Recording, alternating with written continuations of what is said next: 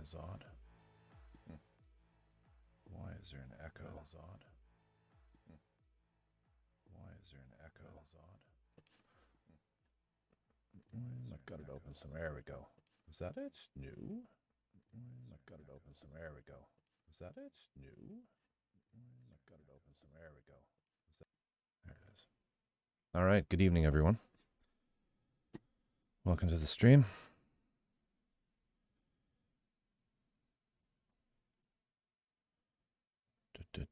Still getting shit together here.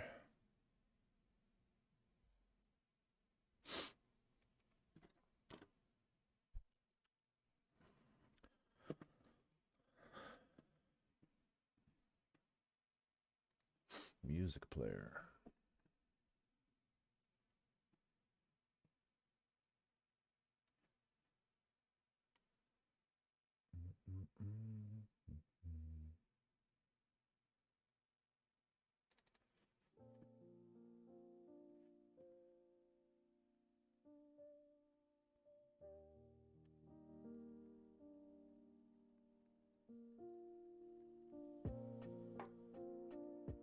There we go. We'll just go with some lo-fi.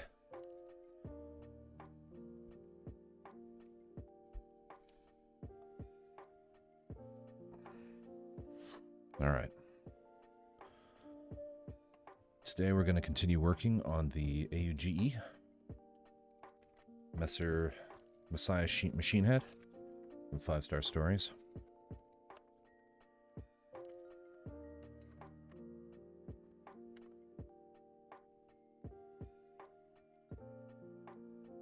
More or less at this point here, where we're going to start connecting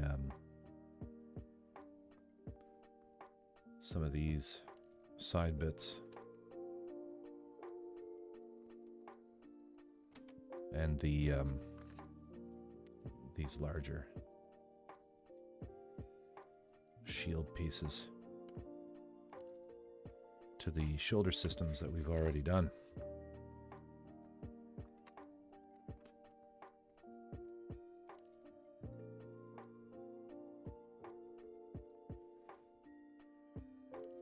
Now there's a lot of Japanese down there that I should probably just have a quick peek on Google Translate.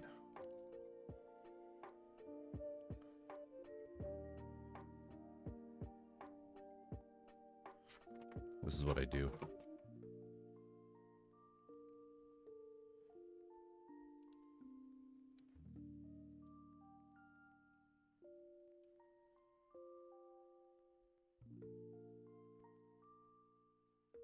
Right, so it's just saying that's the right side.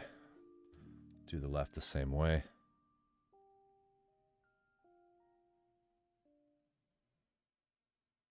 That's the back of it.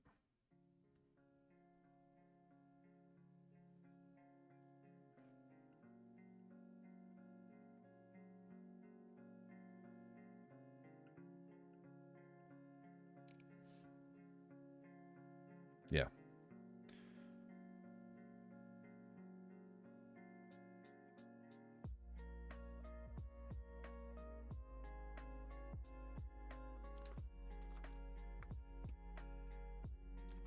Easily done.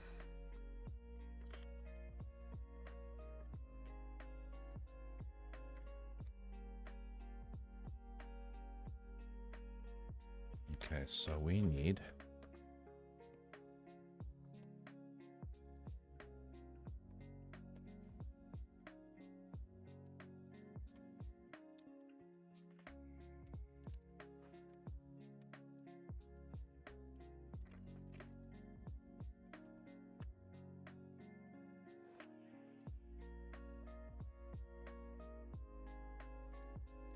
to see how identical these are.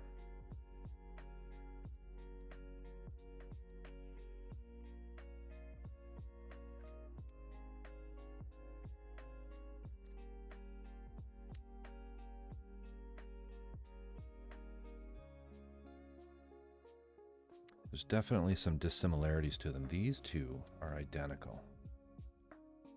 And these two Yeah, okay, so those are left and those are right. Tear 23. How are you tonight? Did you have a good day? And konnichiwa. Domo arigato, Tear 23. Tear-chan. See, those ones, they sort of slope down to the... Put my mic over here. These guys sort of slope down to the left. And these to the right.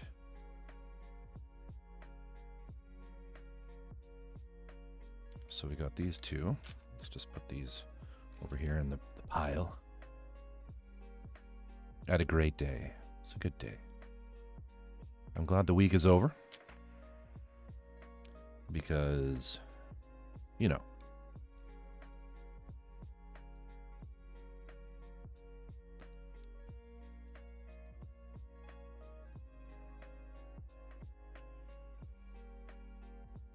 So that sits pretty flush.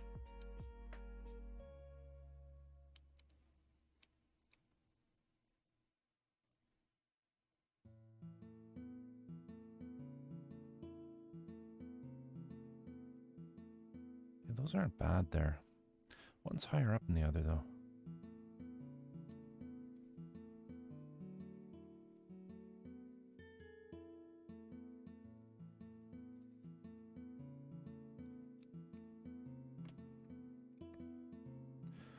So what are you up to tonight, Tear? I think I'm gonna need to heat form these. What you doing? What's new? Are you at a rave? Are you at a rave right now?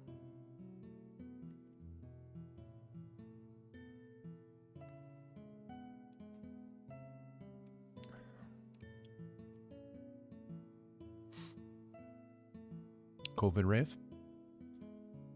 Are you at a cooking class?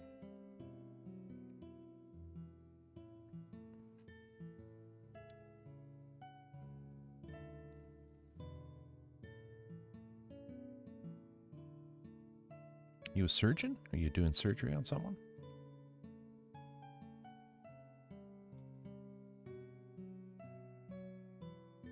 If I pinch them, they're perfect.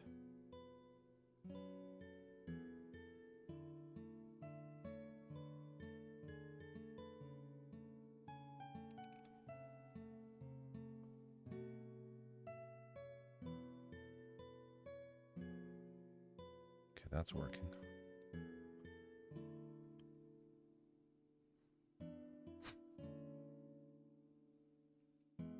Nice. Nice.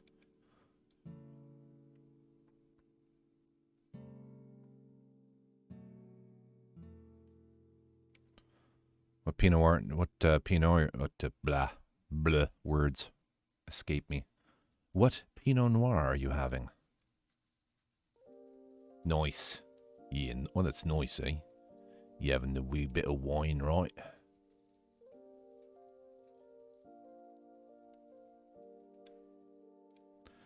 I'm procrastinating.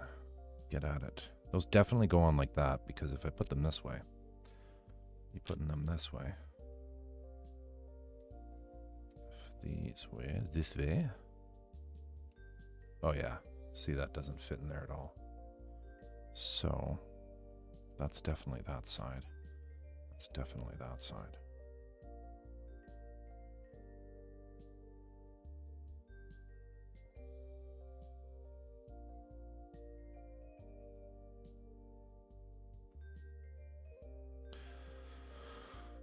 Bella Gloss. Don't know that one.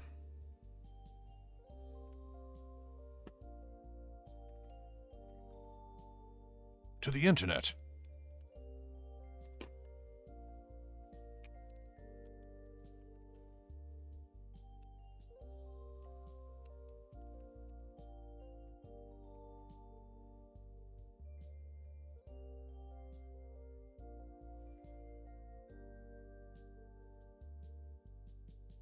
Nice. This stuff looks good. Hell yeah, I'll accept your cookies.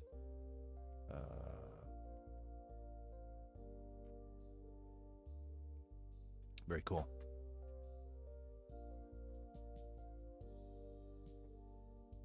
I am sipping on Monster energy drink.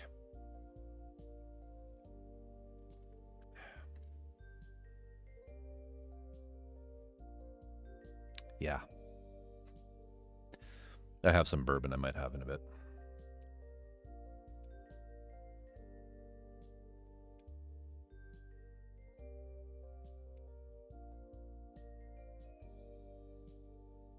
I'll keep an eye out for it.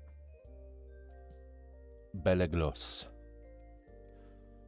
Lovely Californian Pinot. Yeah, a lady I work with.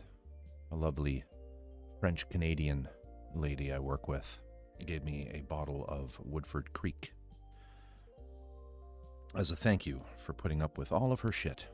That's how I get a lot of alcohol at work, is for putting up with people's shit. All right, so this has got to be on here like... Oh, no, we shouldn't do that one first because that's going to cover... You see, one of these guys connects in here, this, like that.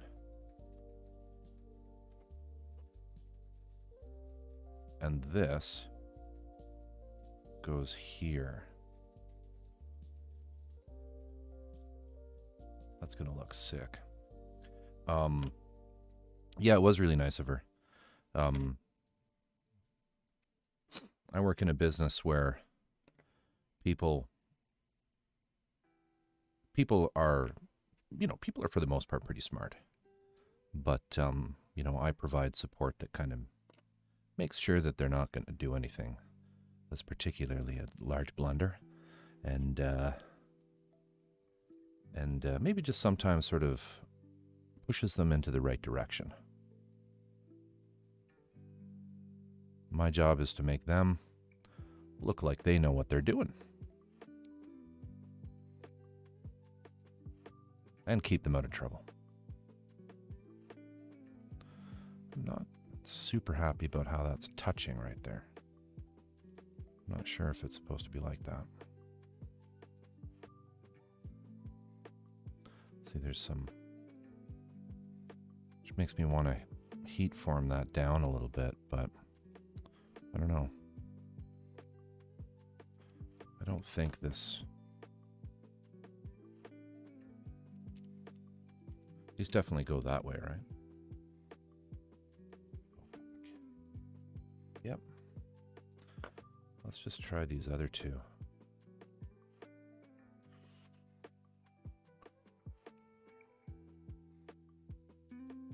Where'd I put them? Oh, right here. And hey, anyone joining the stream, my name is Corvus Oculum.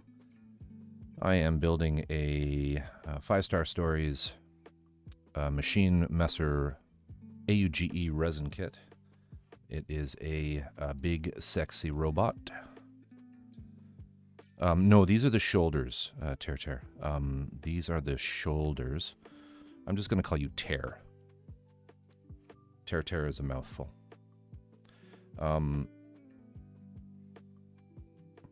If you have a problem with that, just tell me. So this is the shoulder bit here, if you remember.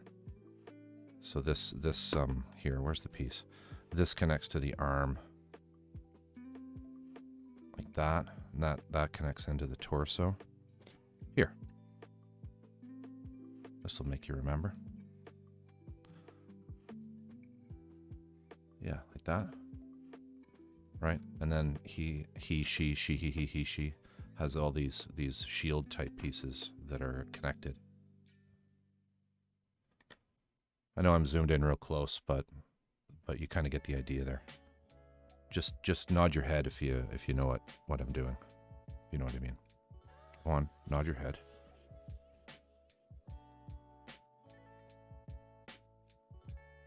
I don't need that. Okay, well let's just keep going. I can always heat form those after I mean, maybe they're supposed to be touching. Oh, but now you see those? No, they are. They are. I mean, maybe, oh, okay. So it's if I angle them, depends on where I'm pushing. Depends on where I'm pushing.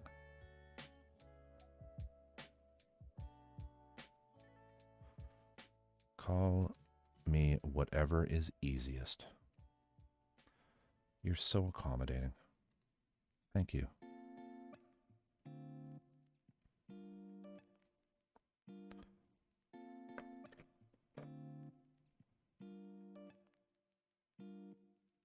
No, that doesn't.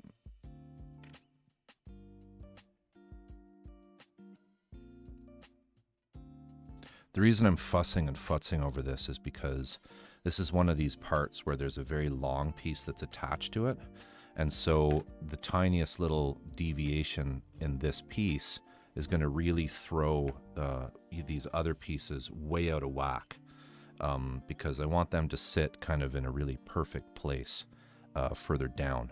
So I kind of just need to, I kind of just need to build, I think. So ideally we should pin this into here. So let's disassemble this and figure out if I can't remember the innards of this, if there's enough meat in here in the resin for me to sink a pin in there. I think there might be. So let's disassemble that in a moment. Just want to show you this first. This is let me back it up here.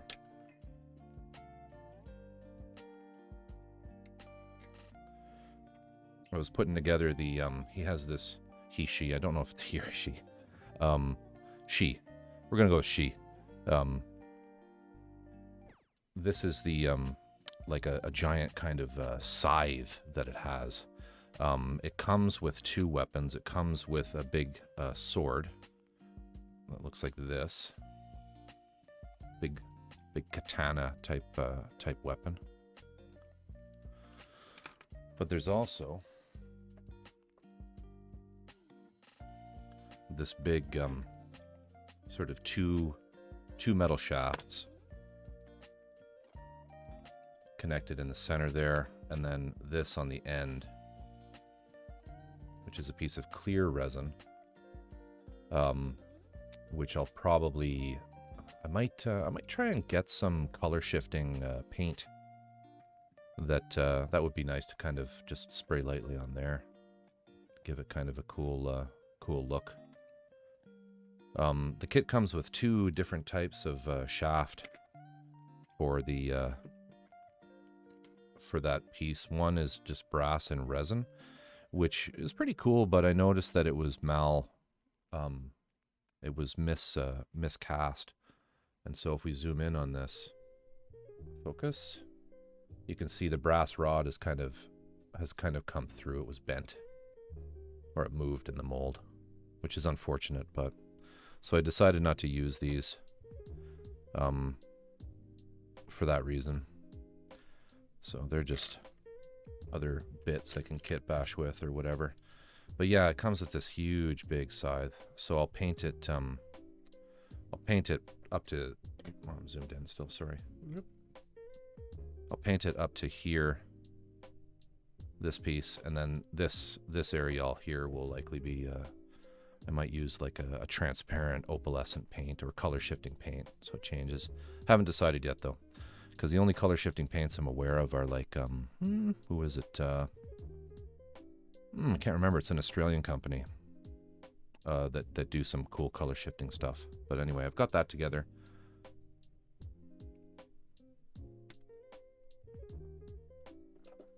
Did that off stream. So anyway, moving on. Let's take this apart. Zoom in here. Actually, this is right in front of my face. Move it down a little bit so you can see the whites of my eyes. And we'll get this going here.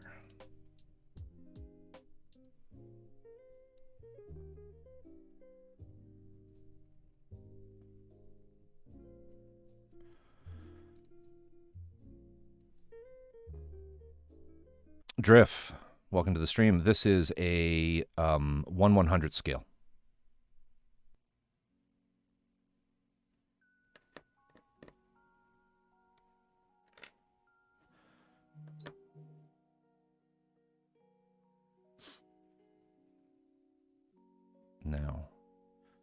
Yeah, that's what I was worried about. There's not a whole lot of room there to drill through to set a pin.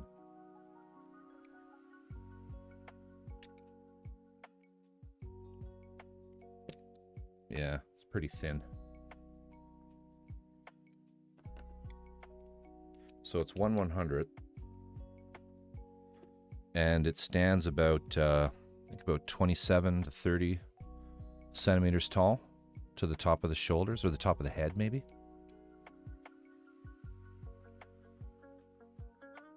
I much rather do 1/100 scale kits, to be honest with you. I find the 144s a little too small. Yeah, they're pretty big. They're pretty big.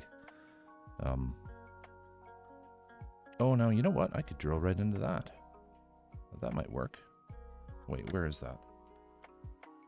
Let's just see where that comes out.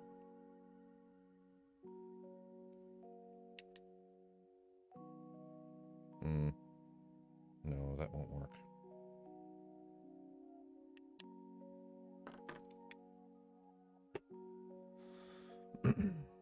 Yeah, about I think about 27, about a foot tall.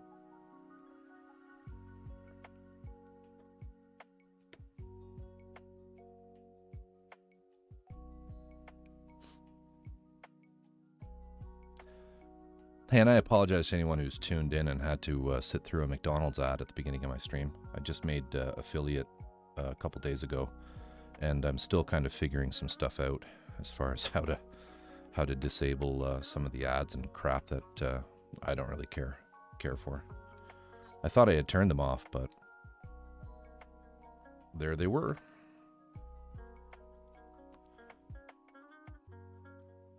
So I may just have to epoxy those in. I might not be able to pin these parts, which is a shame. I mean, I could just drill into there and hope for the best. You know, if it hits the this piece, then it should work. Because that's set really nice and tight with those double pins that are in there. There's just, I'd love to pin this piece because there's a lot of weight hanging off of it.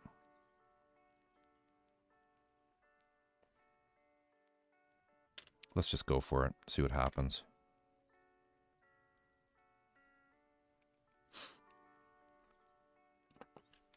When in doubt, fuck it.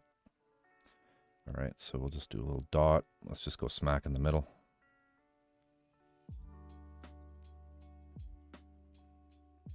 Drift, do you build kits?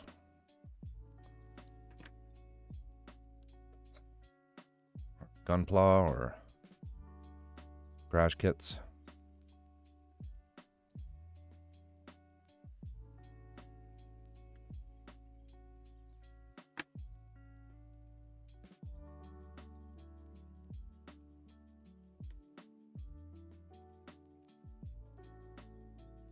Yeah, see, I'm already through. And what am I hitting? Yeah, no. It's not going to work. I'm not going to be able to pin that. Bollocks.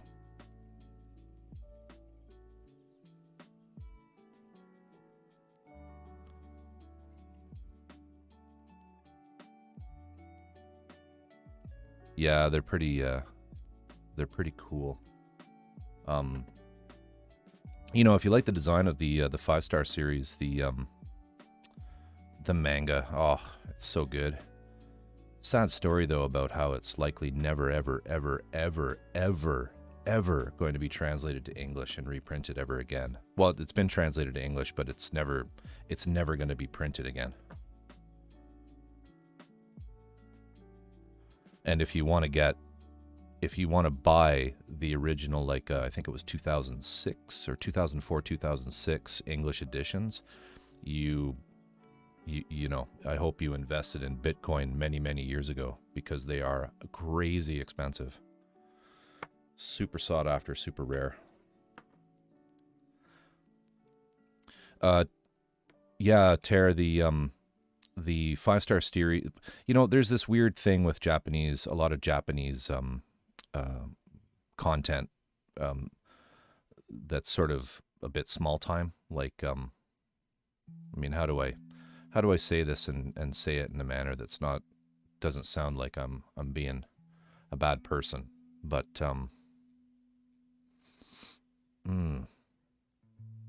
well, I mean, Japanese culture has been very insular for a very long time. It was only really until the turn of the last century that they opened up to the rest of the world, right? And that mentality is present through a lot of stuff like anime and garage kits, and even like anime garage kits, 5-star series. Basically, they're the West and Europe aren't really part of their business plan. So the companies that make these kits and the companies, even the designer, the main guy, Nagano, is his name Nagano? I think it's Nagano, who wrote the 5-star stories and holds some of the licensing. He's just not interested in publishing to the West. It's really, it's made for the principal fans who are in Japan. So, I mean, it's not a big deal. It just means, yeah, and again, that's what I thought.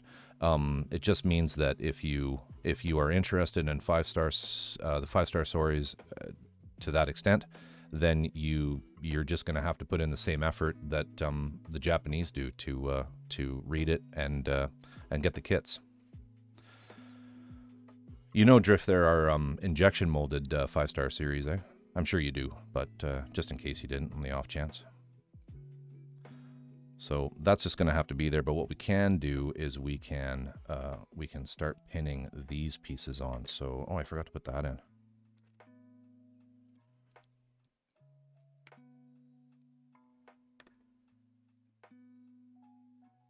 That's correct. This is a recast, but it's a recast of the Volks kit. There again, right? The Volks, the resin kits, I find seem to only be sold off of the Japanese Volks site, and they go super, super fast, and their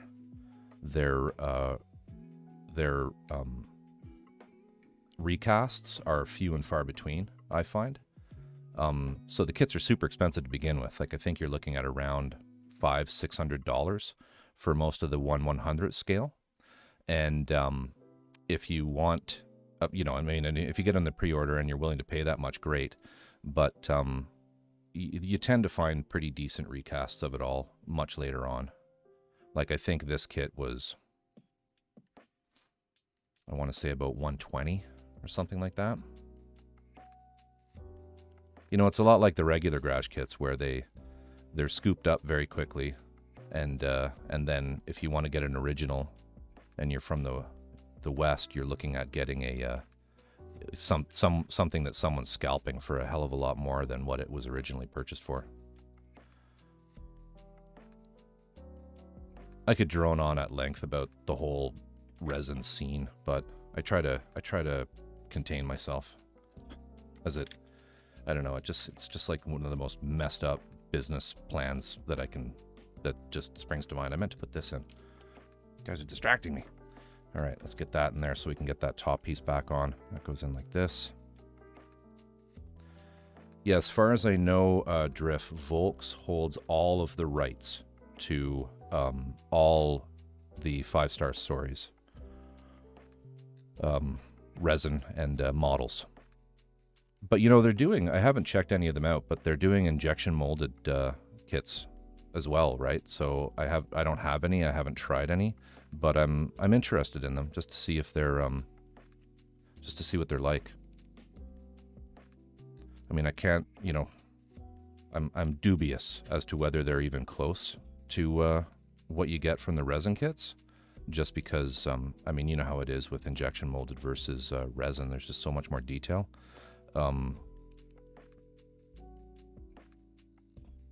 Unless you get super complicated with the parts. Why won't you go in? There we go.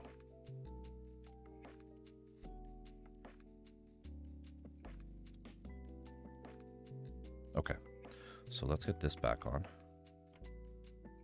Try to actually get some shit done. This is the problem with these things, is there's like, there's 40 minutes of planning and consternation to drill one hole. That one? Yeah. Okay. So this then is going to go here.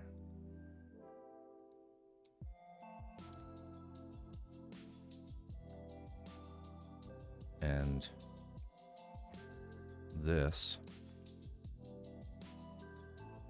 here.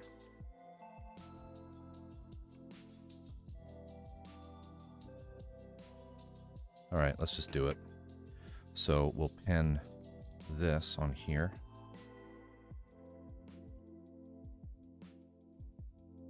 That should be an easy pin.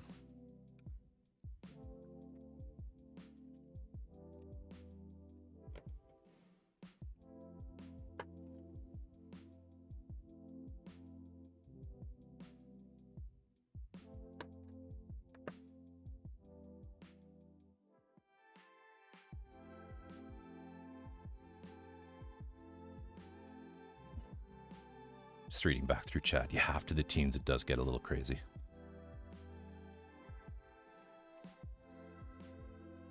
I'm actually just rereading it because I read it a very long time ago. And my memory is shitty enough that I can enjoy things again.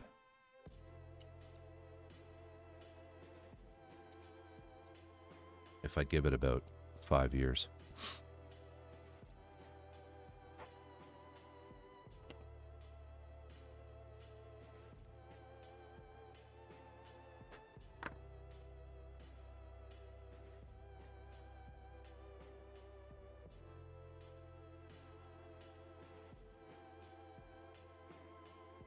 Gotta say, I wasn't a big fan of the movie, though. It was okay.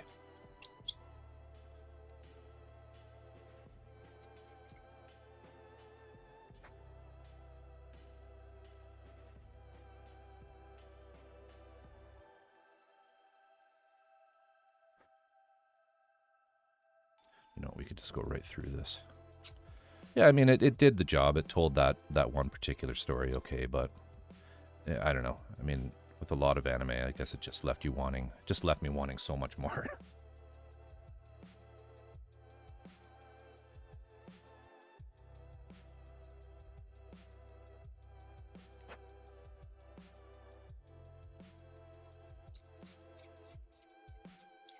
Drift, you stream? I think I've asked you this, actually.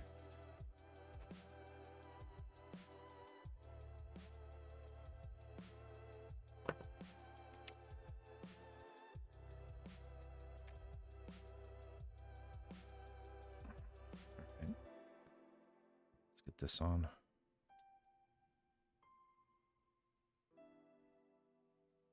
Okay.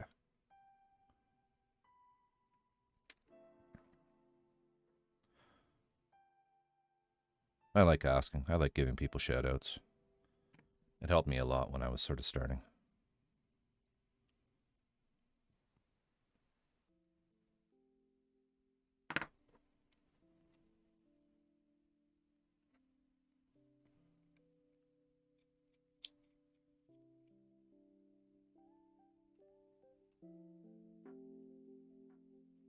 Oh.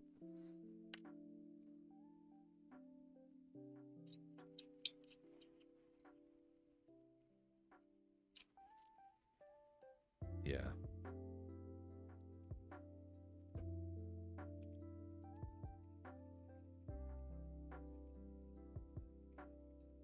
You know, going back to scale though, I have a couple Schnabel guns from Luca Zampriolo and Calamity. Luca Zampriolo is a resin kit, sort of kit basher, resin kit maker. He runs a company called Calamity, which is just him. Does resin kits. They're a bit pricey, but it's funny actually that he's a huge fan of 5 stars content, which is why he named his company Calamity, I assume. But he has a couple little they're called Schnabel gun is the name of the pieces, and they're 144 scale. I'd show you, but they're pretty buried. But I don't know, I kind of like working on the larger ones. It just, the pieces are bigger. You know, even on these big 1/100 scale things, you have stuff like this. And it's just so much more frustrating to deal with when it's that much smaller.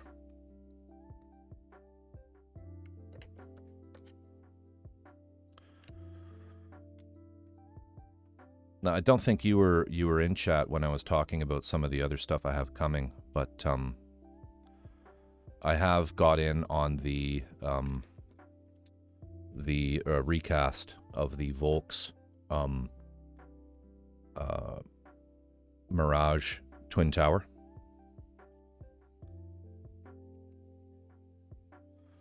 So I hope to see that show up at my doorstep sometime this year. And I will probably be building that on stream. For anyone watching who's not familiar with that, it's probably one of the largest. It's probably one of the largest resin kit mecha ever made. The actual the robot itself isn't that big.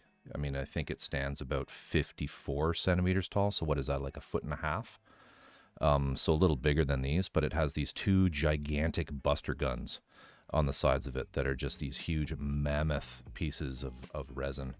And I believe the total height with those, not pointing forward but pointing up, is around 2 meters. So that'll be insane. It's a pretty legendary kit. So that's a little too long, I think. Let's glue that. I know, right? I'm just really stoked about that one.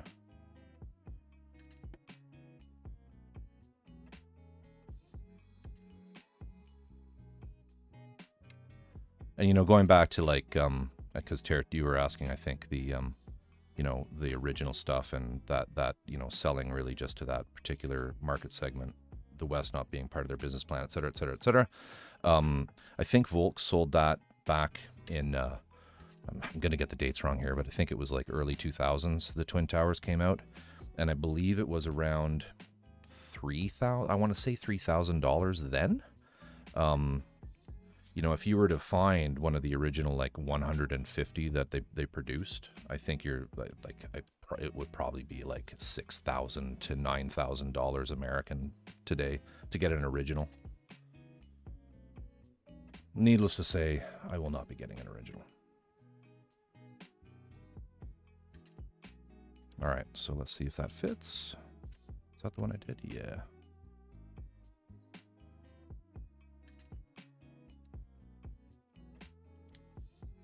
Perfect.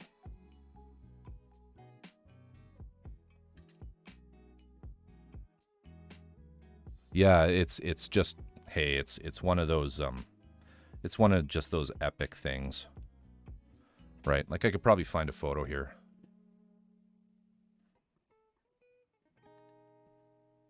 I mean, when you see it, it's sort of like, oh, I understand why that costs a lot of money.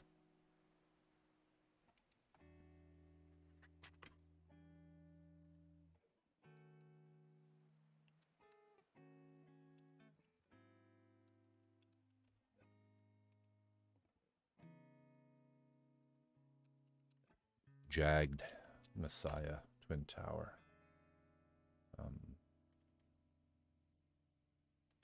5-star.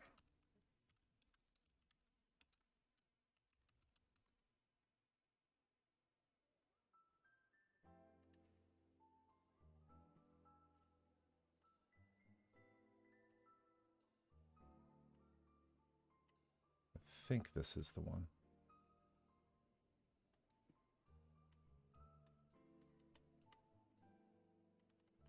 Yeah, so here.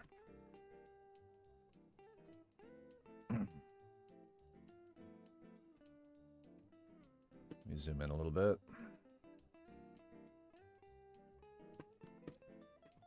So that's it there. These are metal plates. It's so heavy with all the resin that it needs some extra supports to hold it up. And these are the buster guns here. Tons of detail. I think it's around 500 parts total. And there it is, sort of where you can see the whole thing. And there's a picture of the guys, I guess, at one of the Wonderfests putting it together, where you can see sort of the scale of it, because it's hard to kind of tell. I'm not sure what the scale of this guy is. This might be a 1/144. See, they're adjustable. I'm not sure if they're actually adjustable or if you have to build it in that orientation. But yeah, you can see here them putting it together. So yeah, just chonky. It's a big one. So I'm really stoked about getting that. Lots of other kits though between then and now. Yeah, it's insane. It's insane.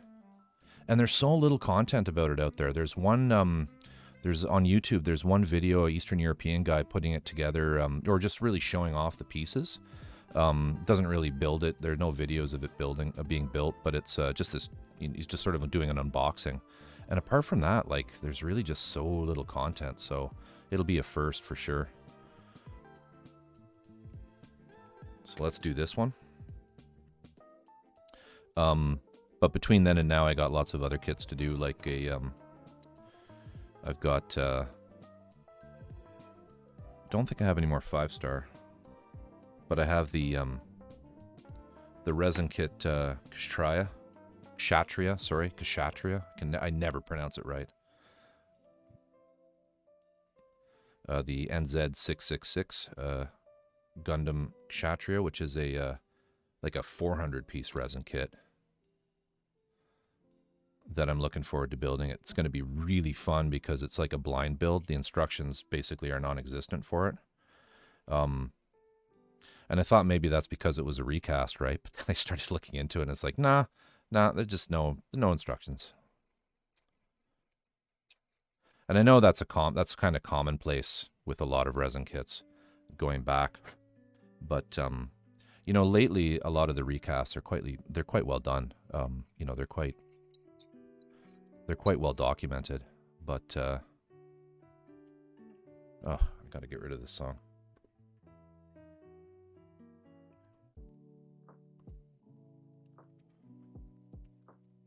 This is Gunpla Neon's sound, or his Spotify playlist.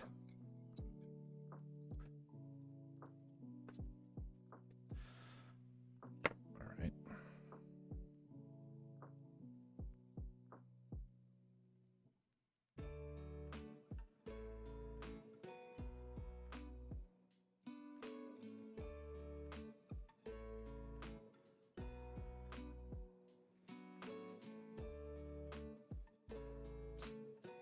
Hey, Epic, how you doing? How are you doing tonight? Yeah, that's my gear. So this camera here is the A5100. This guy here is the Razor. And then I've got a couple other, the one that I use for my face cam over on the spray booth, which isn't set up right now or turned on right now because I'm not going to be doing any airbrushing, is a Logitech C922. For the spray booth itself, I use a GoPro Hero HD, a GoPro Hero 6 that's plugged into an HDMI to USB. Same with this one. This is going through an HDMI to USB converter. Nothing fancy, just a cheap one. But hey, the quality seems to be good. You know, can't complain about that. I use a Manfrotto. It's a Manfrotto 244 Magic Arm, which, like, there's one knob on this thing that lets me completely reposition it really easily, which is super handy. My microphone that I'm talking into right now is a Scarlett an SE Electronics 4400A large diaphragm multi-pattern condenser. That's it's an XLR mic that's running into a Scarlett Audio 2i2, I think 3rd gen.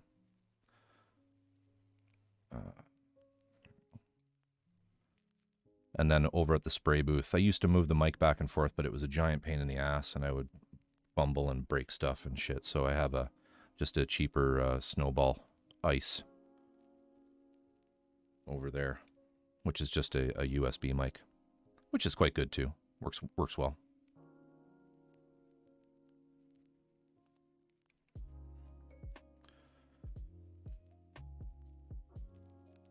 I use OBS, just regular OBS, not Streamlabs. Where are my pliers?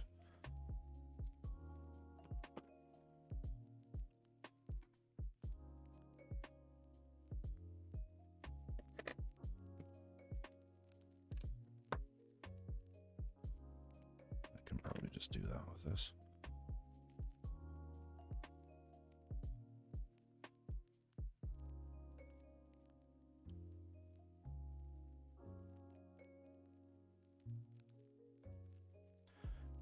And if any viewers have any questions about anything, feel free. I love shooting the shit about this kind of stuff. Gear, tools, kits.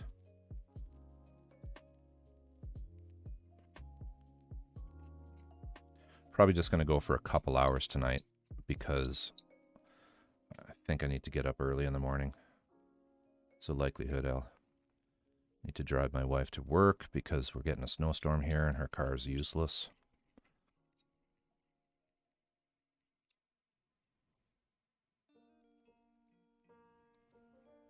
Which is a drag. Because here in BC, we got a 3-day weekend.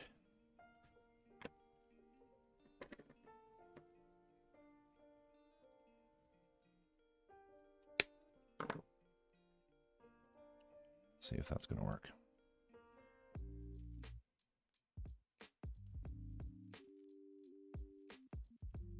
I didn't quite get that one centered. Might have to do a little bit of tweaking on this.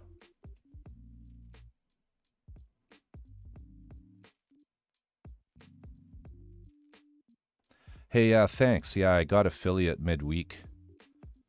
Sorry if you had to sit through a McDonald's ad when you clicked on my name. I haven't quite figured it out.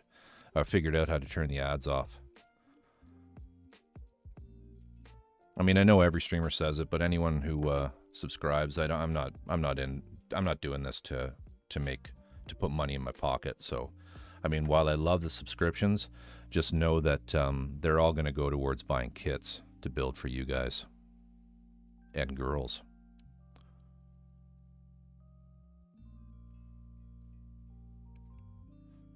Yeah, I'm still kind of working on stuff. I need to deal with emotes, or an emote, sorry. I need to make an emote. And some of the channel point stuff. I'm trying to figure out some fun things to do with that. Where's the other one? Oh, it's there.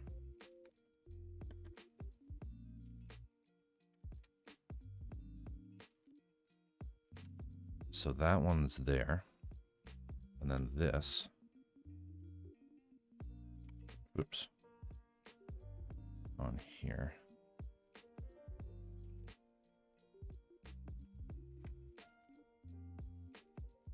Sweet. I'm liking that. So where's the, here it is. Let's check it out. Wrong side.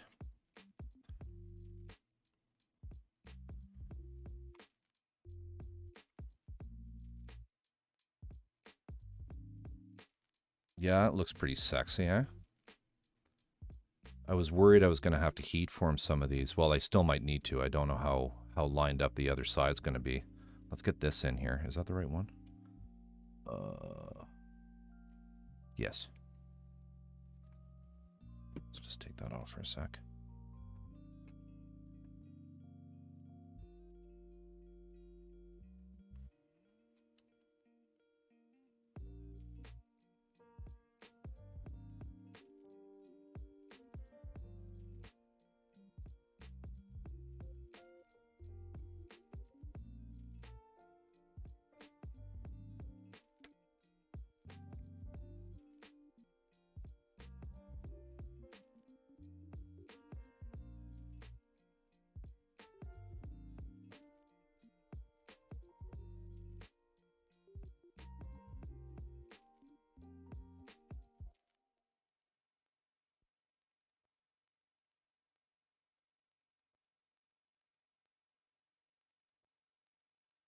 Oh, yeah. Damn, that's sexy.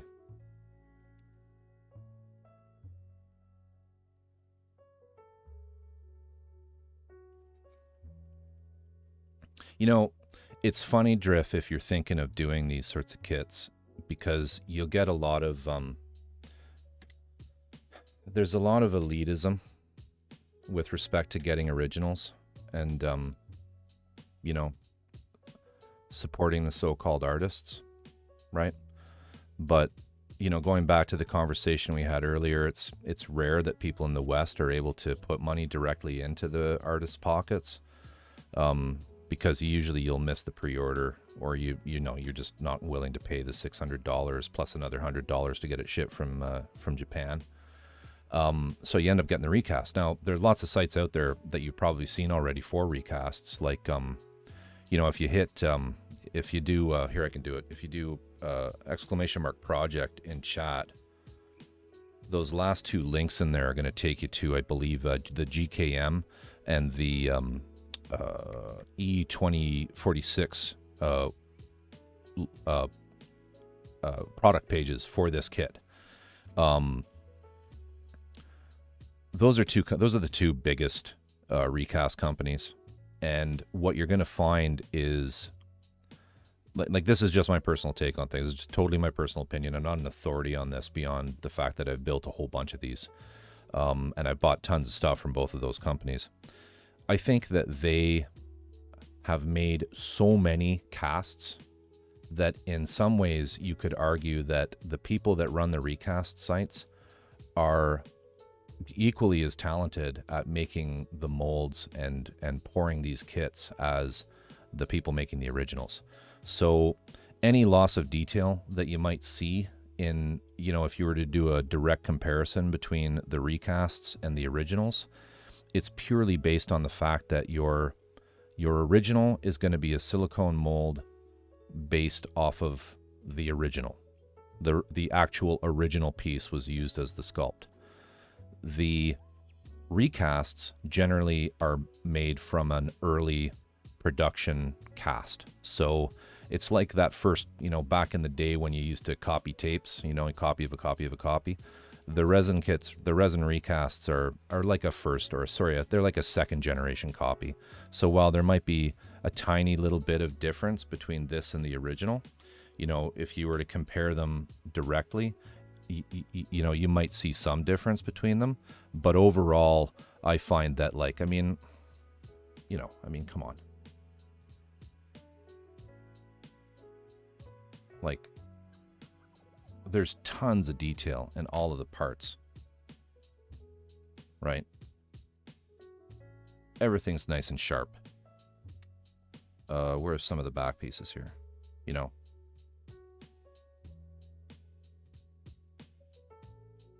know, nice lines. I haven't had to do any scribing or touch anything up.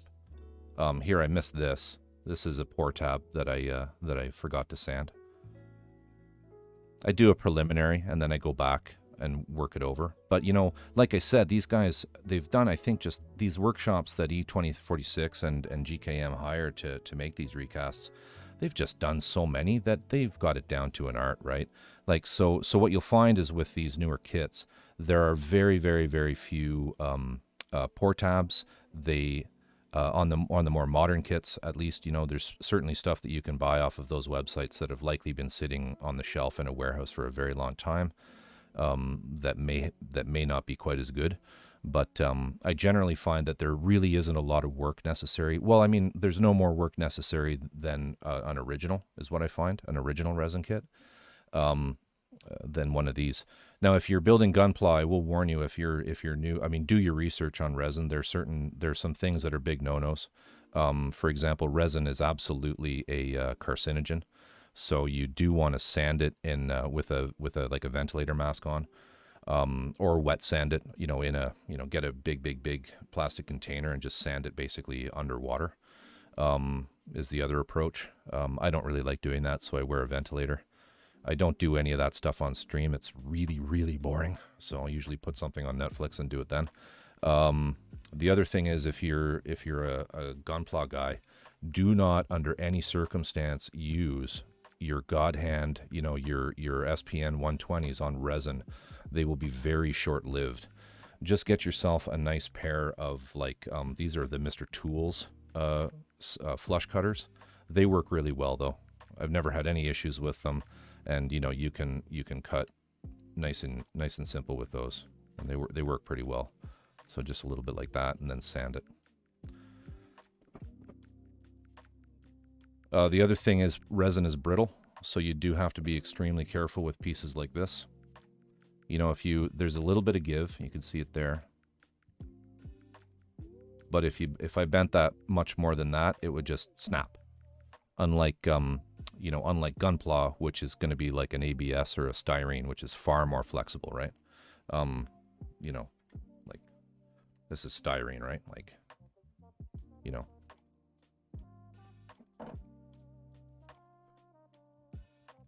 Yeah, and then just get yourself some decent sanding sticks. You know, I use these ones just from my local hobby shop, which are, I think they are 240, 320.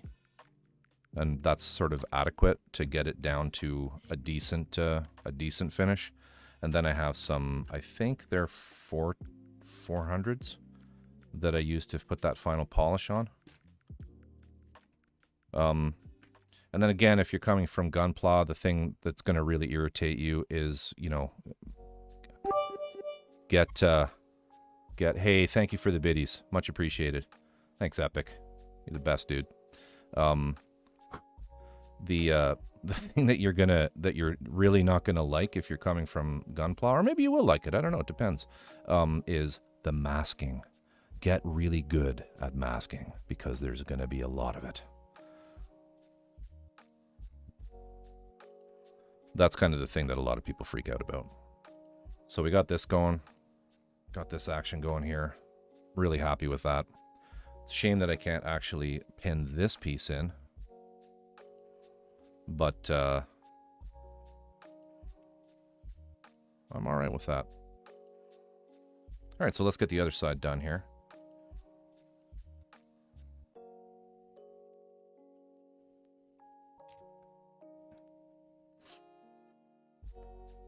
I tend to pin everything, though, which might drive some people crazy. But, you know, I airbrush everything, right? So, you know, I mean, you've got little pieces like this that you really, you know, I mean, you really don't need to pin that. I could have just stuck that in and glued it into wherever it goes. It goes in here, right?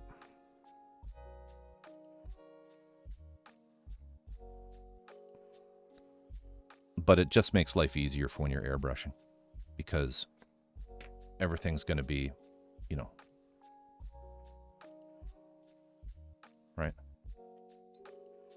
Just makes life easier.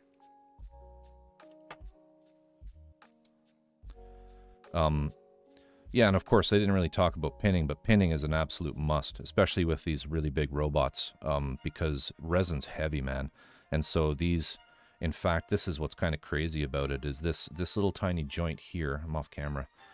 This little tiny piece of plastic resin right here carries all of the weight of this entire section that I just put together. So hell yeah, I'm going to run that rod there that you see sticking out of it. It actually goes right through that just to give it some strength. So there's some stuff like that you have to kind of think of a little bit, that just to take into consideration. But anyway, enough of that. Let's work on the other side. So that's going to be this one, I believe.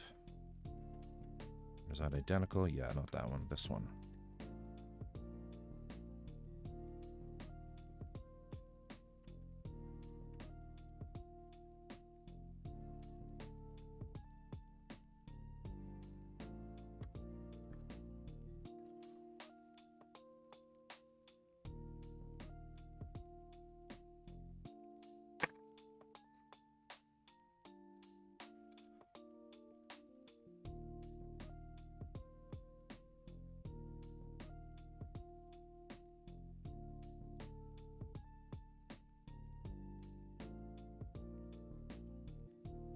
Now I'm just using a pin vise to drill this, but to make my life a little easier, I'll often use this rotary tool, which has a 2mm in it right now. Let's switch that. That's what I use to do the big scythe. Put the 1.5 back in, or the 1, sorry.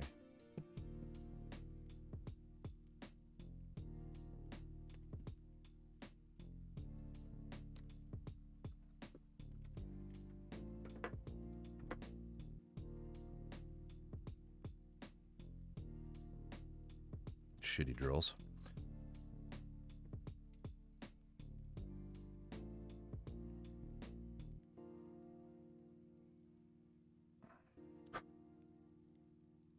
Makes life easier. And then we'll get the piece here. So we got that one. We need the mirror of these two.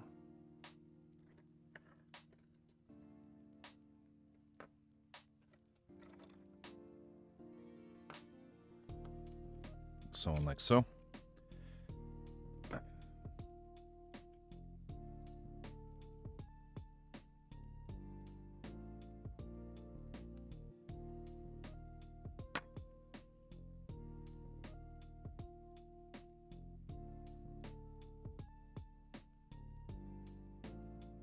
I mean, I use brass rod to pin. You don't have to. You can use whatever you want. You can use anything, really. I've seen people use paper clips that they just cut up.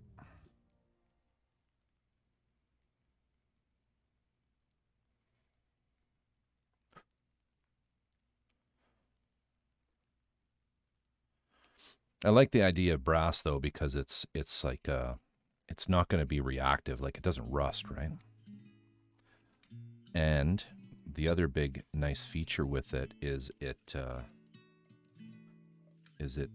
quite flexible, you know, unlike steel. So, you know, often you don't line up your two holes very well. And as a result, it's sometimes nice to have a little bit of give in the pin, so you can kind of just force things into the right spot. Just look for any more sort of short pieces that I might have lying around.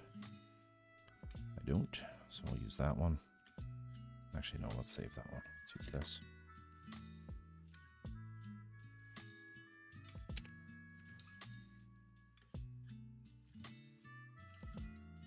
Cyanoacrylate. Crazy glue. Fancy name for crazy glue. Pin. Q-tip to get off any excess.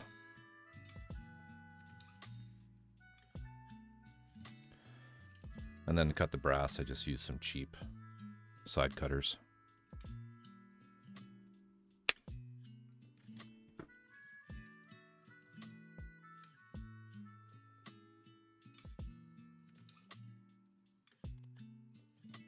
Nice. Don't like that song.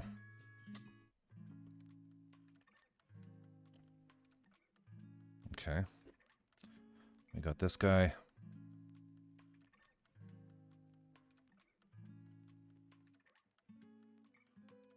It's gonna look good. Move you out of the way.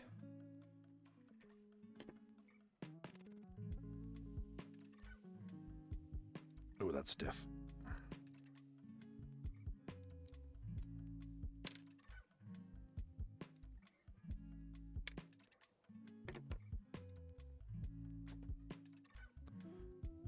I'm just using a little scribing tool as like a center punch.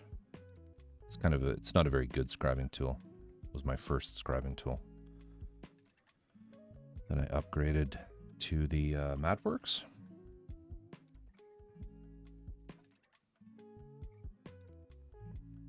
The MatWorks chisels, where you have a lot more variability, a lot more sizes.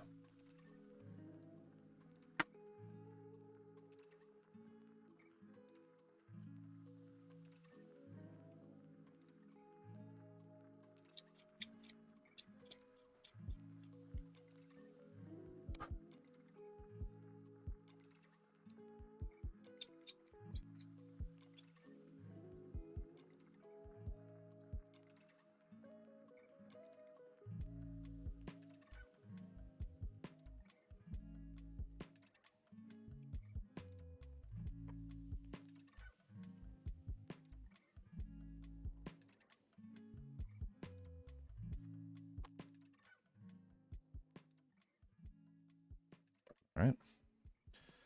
Then this. All right, now that's going to go. I'm just a little high in that hole, so what I'll do is I'll try to get the brass closer to this edge.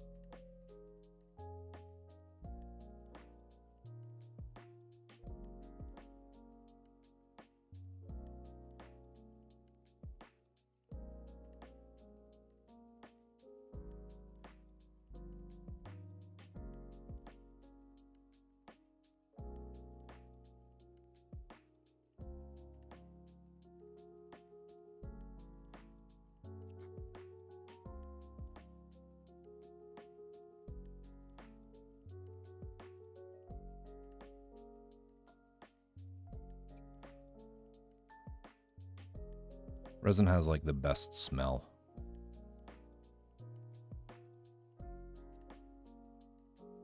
It's hard to describe. That new resin kit smell.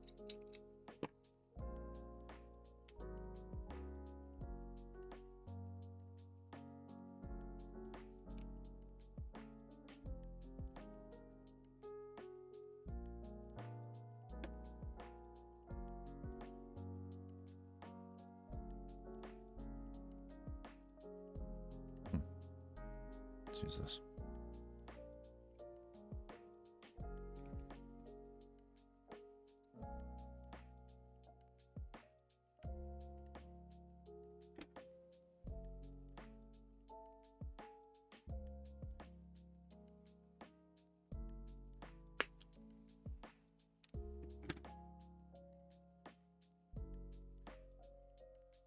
Nice.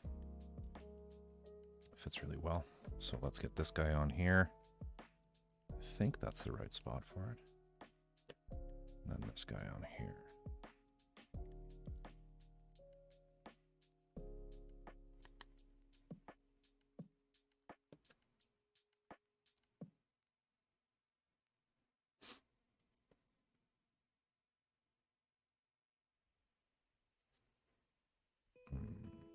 This one. All right, let's see. Let's see if I can hold this.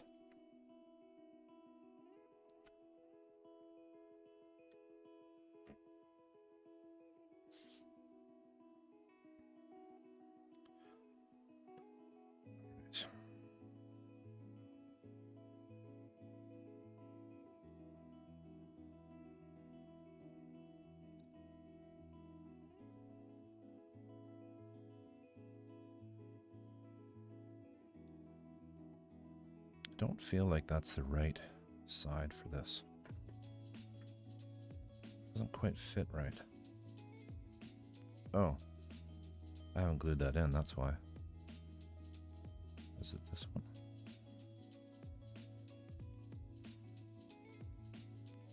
Weird. Okay, we'll figure that out later. This one fits better.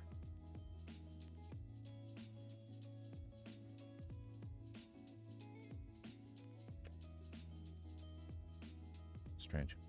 All right, so we got that.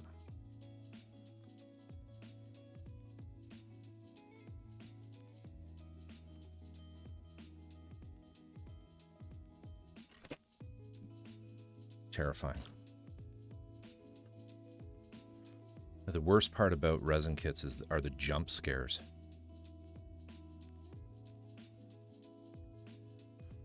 Like I'm playing Five Nights at Freddy's here.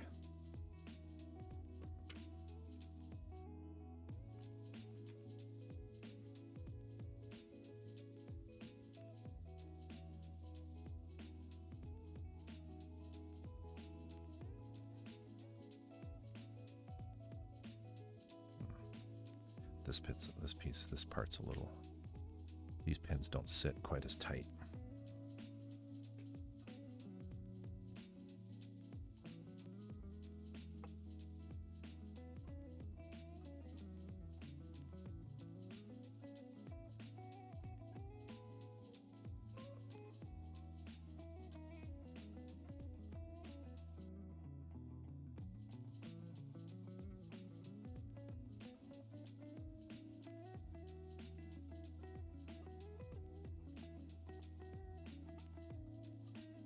That's so rad. Love it.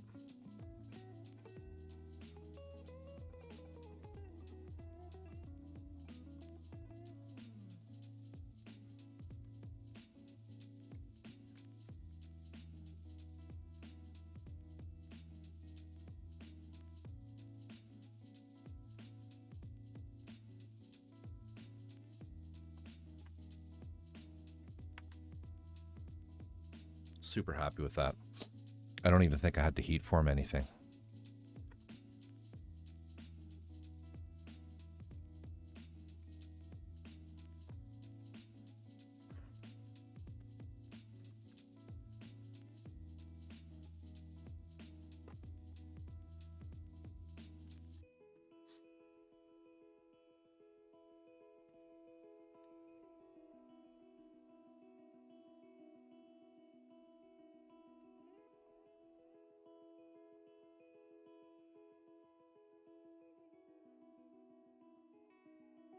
Just checking one little thing there.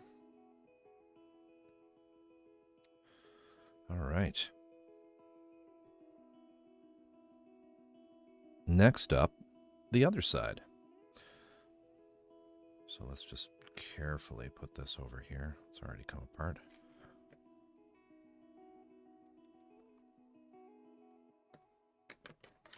I've got that,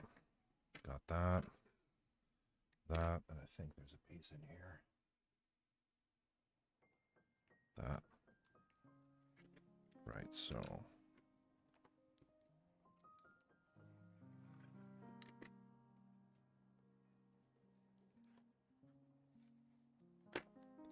Got those, one of those, one of those. Rinse and repeat. Time is it here? 12:22. I think it might be time for a bit of a drink. Just give me 1 second.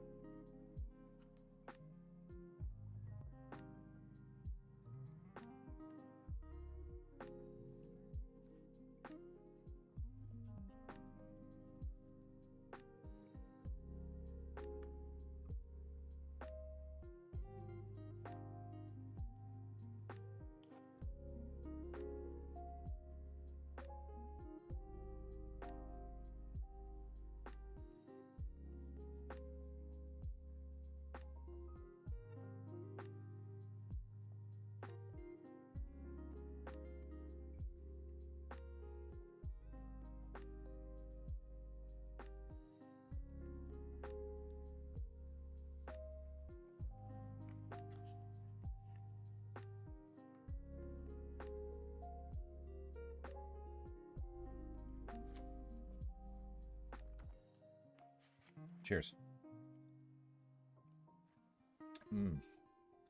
Very nice. It's having a little bit of Woodford Creek bourbon.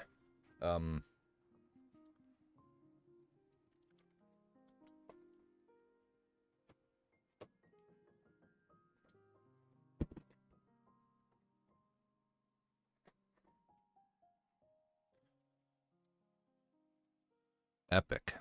So,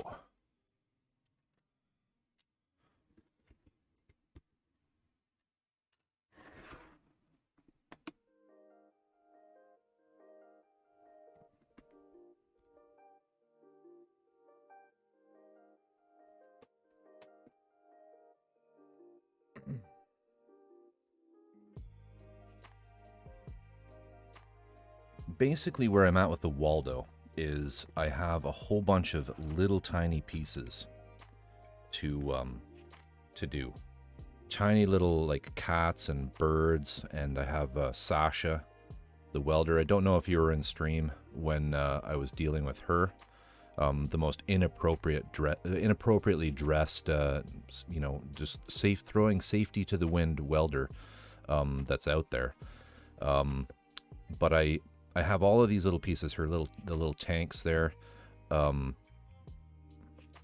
some dogs, cats, and these are all things that are going to go on the deck of the Waldo, the 2 Waldos that I have, as well as all these little propane cylinders. Sorry about the plosives there. Some little water barrels, and then tons of like crates and boxes. And what I ended up doing was I did weather a few of these on stream.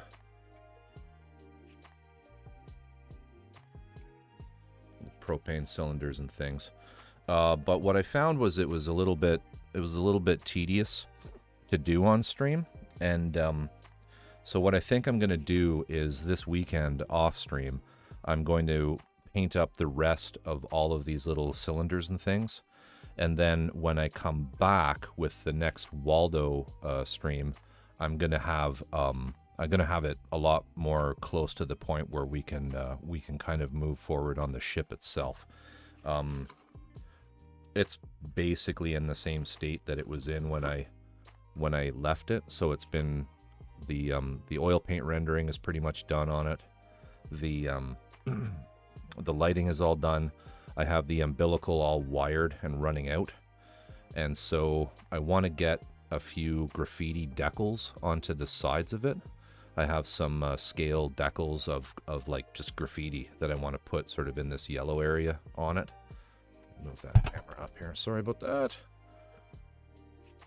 Let me just do this.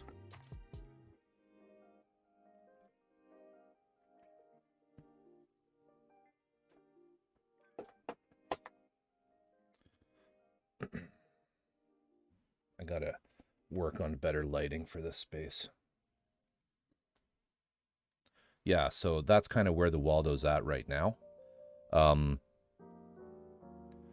So hairspray chipping with oil paint rendering. There's still one more layer of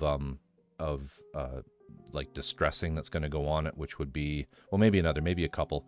But I'll do the decals, and then I'll do another layer perhaps of the oil paint rendering to bring out to make it even grungier, bring that color down, bring that vibrancy down a little bit.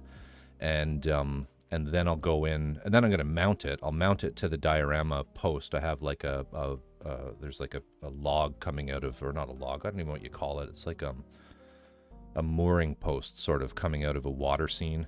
And the umbilical will run down that post so you won't see this big wire hanging out. This is the mounting for that. So you'll see it up against there. And just show off the lights. I love showing off the lighting on this thing, so for any new viewers who are out there, this is all this lighting is not part of this kit. It was done by myself afterwards. This is like dollhouse lighting.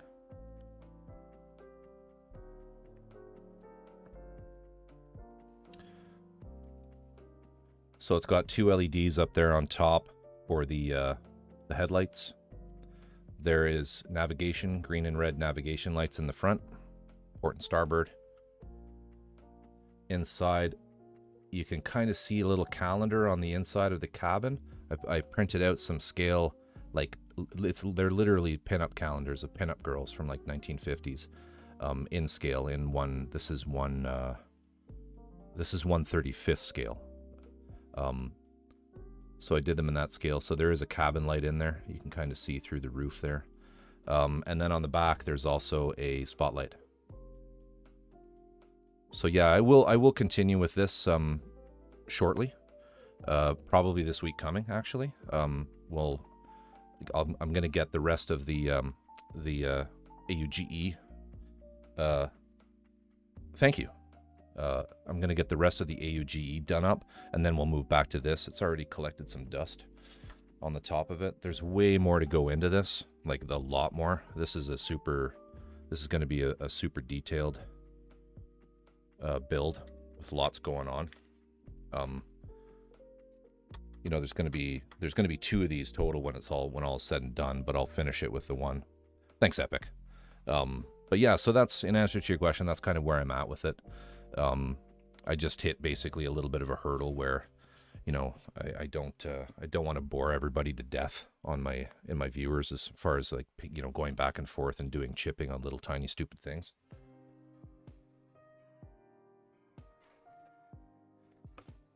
There's like literally a dozen you know, gas cylinders and bottles and crates and things that I have to do hairspray chipping on, and it's just it's super tedious.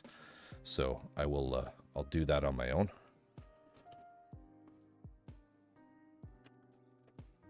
And then come back for the wow stuff afterwards.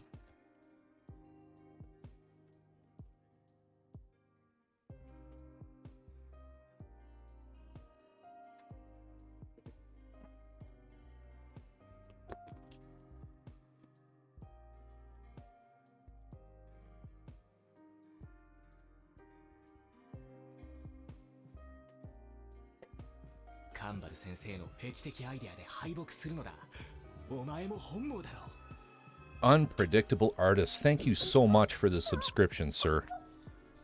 You are a scholar and a gentleman. Fantastic. That's the best. That is just the best. Thank you so much for your support. All of the money from subscriptions is going to go back into just getting kit for this. Ms., I'm so sorry. Going back into this stream. Again, thank you so much. My first subscription.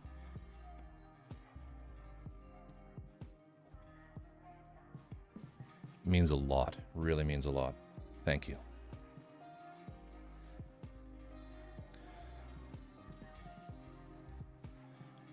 You're a scholar and a lady. May your days be filled with joy, and may your enemies be smitten.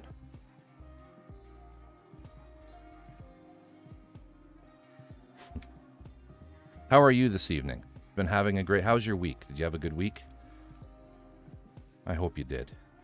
Everybody deserves to have a good week right now.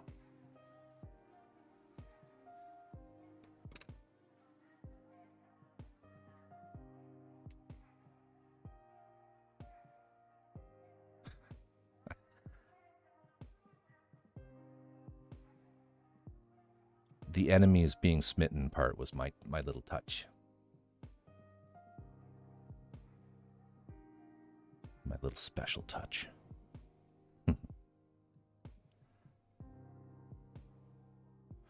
Oh, yeah. Yeah. I'm located out on the west coast of Canada, and we are getting our New England winter right now. It's you know, I'm in Victoria, British Columbia, which is notorious for not getting snow, but right now we are getting a lot outside. And I'm originally from, I want to say Eastern Canada, but it's not. I'm from Ontario originally, so very similar weather to New England. So I know what it's like. Where the novelty of winter wears off immediately after the Christmas holiday.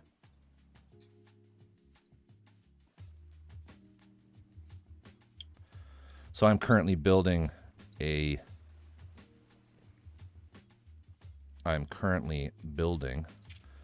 5-star stories Machine Messiah machine head. I can never remember the name. Giant robot, the AUGE. If you click on the first link there with the Volks, you can see some photos of it from the original site. This is a recast of it. This is not the original.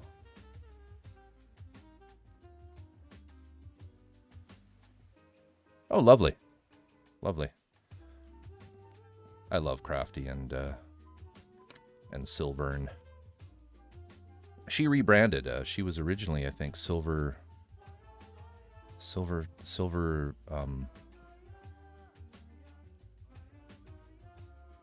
I can't remember. Silver Dragon or something. Silver Fantasy Dragon or Silver. Can't remember. But yeah, good for her. I mean, I could watch them make that resin jewelry all day. So cool. Silver Blue Dragon. That's what it was. Yes.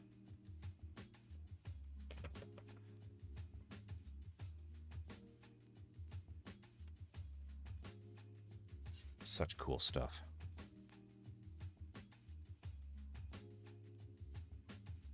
It's funny. It's amazing, actually, how many different applications there are for resin. you know, what they work on is so very different than this. Oh,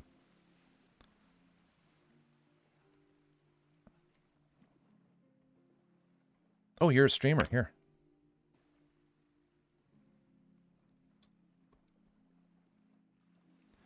Everybody, please go and give Unpredictable Artists a follow. Follows are free.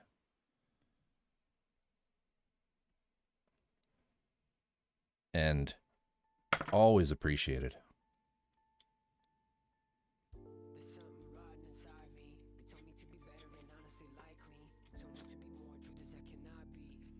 I will be sure to follow you after my stream.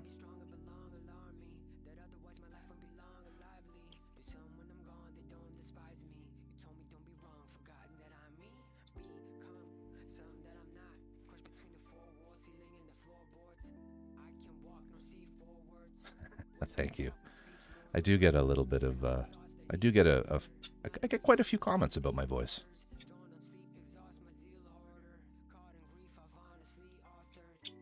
A surprising number. It always sort of takes me aback because, you know, when you hear your own voice in your head, you don't really think anything of it. You think, ooh, do I really sound like that when you hear yourself? Yes. Yeah. I guess I have the gift of a bit of a deeper voice.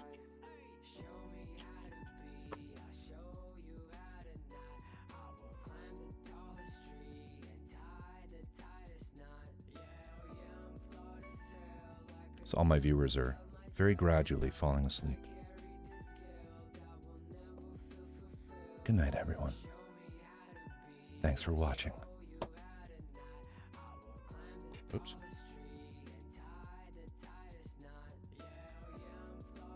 Yeah, I know. Ah. Okay, this music is a nope. Not my playlist. Really? So as you progress through the stream, you find that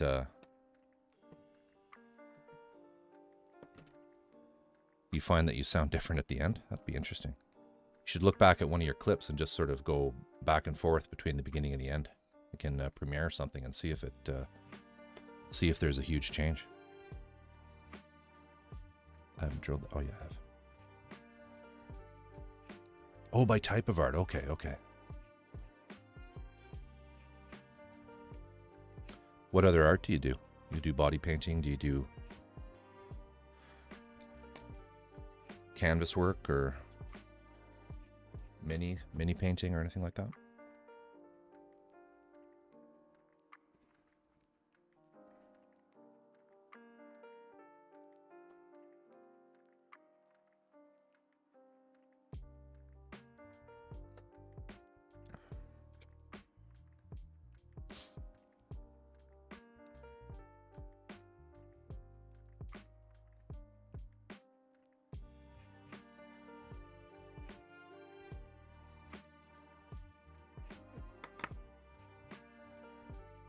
I went to school for art way back, many years ago.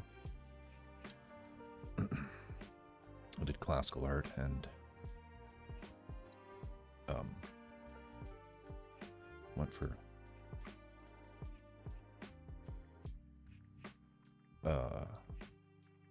character design and 3D animation type stuff many years ago, back in the 90s. I still have some of my chops at it. I've kind of sort of pondered over the idea of maybe doing some ZBrush streams and things like that, but I don't know. I think there are better streamers to watch than me at that kind of thing. Acrylic watercolor sculpt. Make jewelry, saw, sewed. I don't know why I can't read right now. I'm going to start over.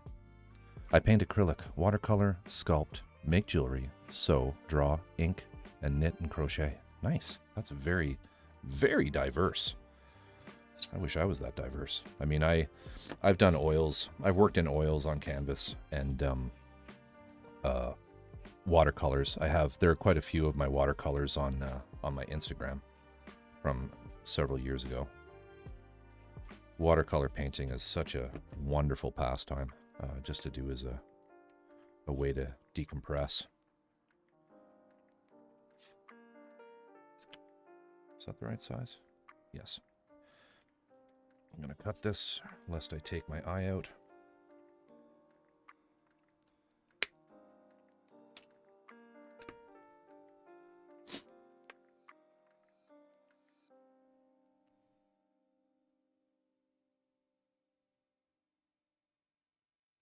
Air dry clay, yeah. I'm not a big fan of air dry clay either. I have a very large block of it sitting over there. It's probably turned into a brick. But yeah, I agree. There are far, far, far better clays to work with right now that are available. You know, technical clays that make a lot more sense if you're trying to sculpt over a long period of time. My recent kick is miniature paintings. That's cool. That is very cool. I've actually been thinking of trying that. That's a really neat idea. I might do that.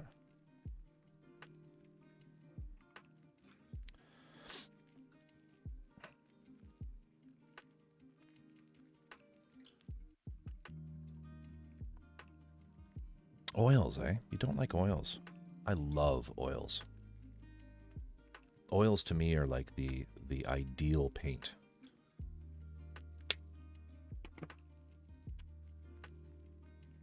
But to each their own. That might be too long.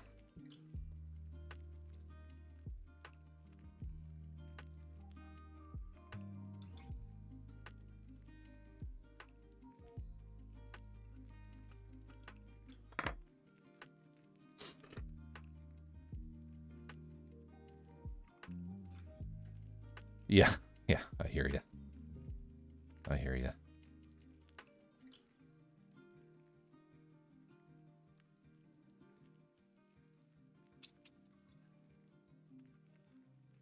Yeah, that's, hey, they're the ideal paint except for their impracticalities.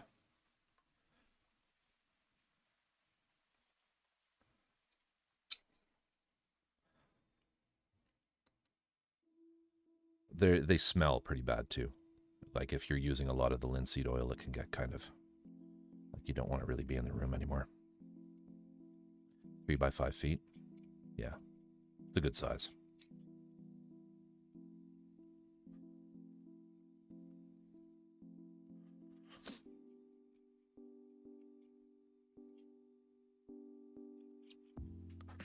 Yeah, I have sort of taken a bit of a hiatus from watercolors, but I keep meaning to get back into them. I have a lovely set of the QOR watercolors.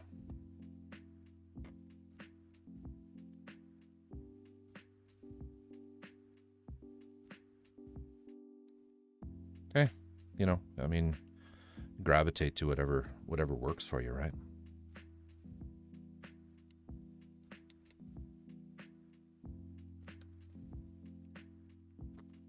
Yeah. I mean, acrylics are really very convenient for that, and watercolors, of course. Anybody who can paint with watercolors immediately has my respect. Immediately. Because it is such a backwards way of thinking of painting. Yes, it's very alien from you know, traditional painting, acrylic and oil paints. Gouache. Well, actually, gouache are similar to waters, but they're obviously not transparent.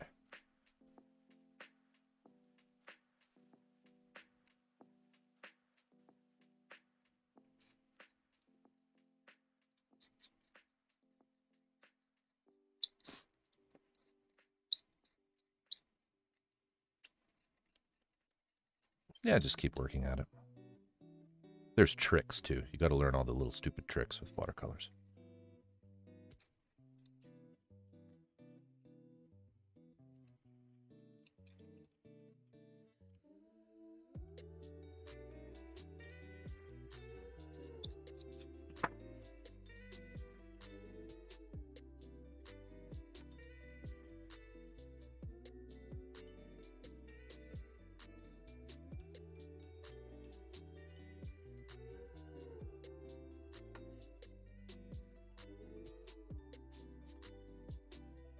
Yeah, gouache is fun. I like gouache. I mean, it's basically opaque watercolor, right?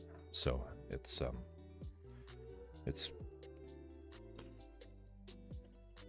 just a fun paint. I mean, I might be oversimplifying it, but that's what I remember of it. It was really, really, really popular, I believe, in the 50s, 40s and 50s. It was used as, it was like the illustrator's choice of paint. So all the ads that you would see in 40s and 50s magazines, they were typically painted in gouache.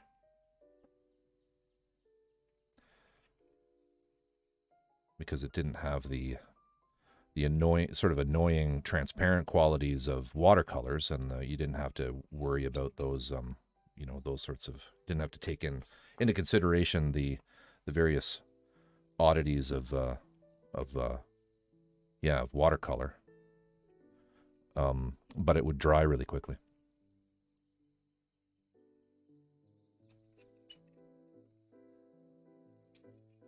Yeah, exactly. My sister and I have always speculated on how many golden books were there.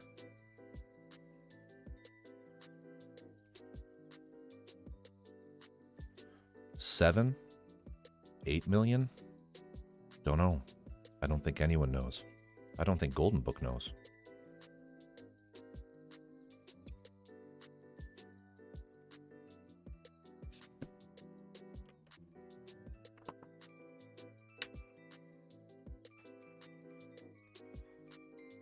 It's kind of like Bob Ross paintings, right? How many are there?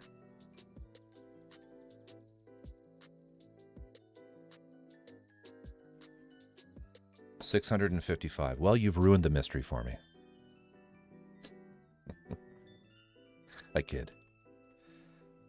That's crazy, though. That is a huge number of books.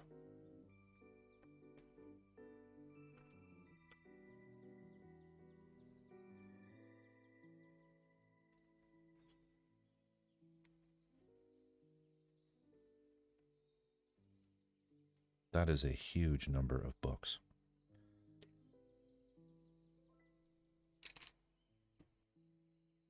Ah, good point. Good point. The debate will rage on in the Corvus household.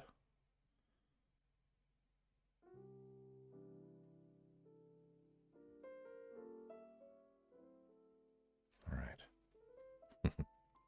Yeah, golden books. Oh, it's tight.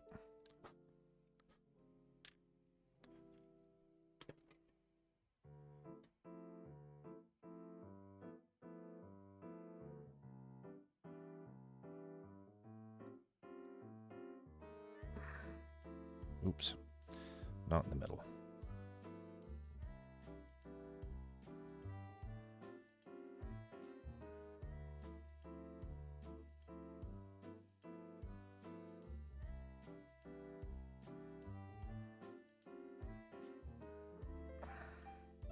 There. It's better.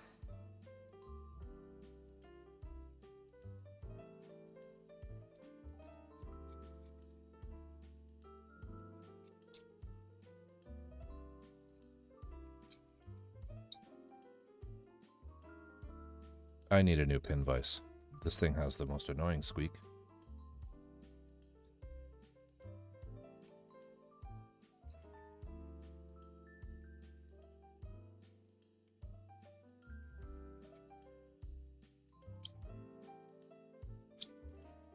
I put them on a shelf.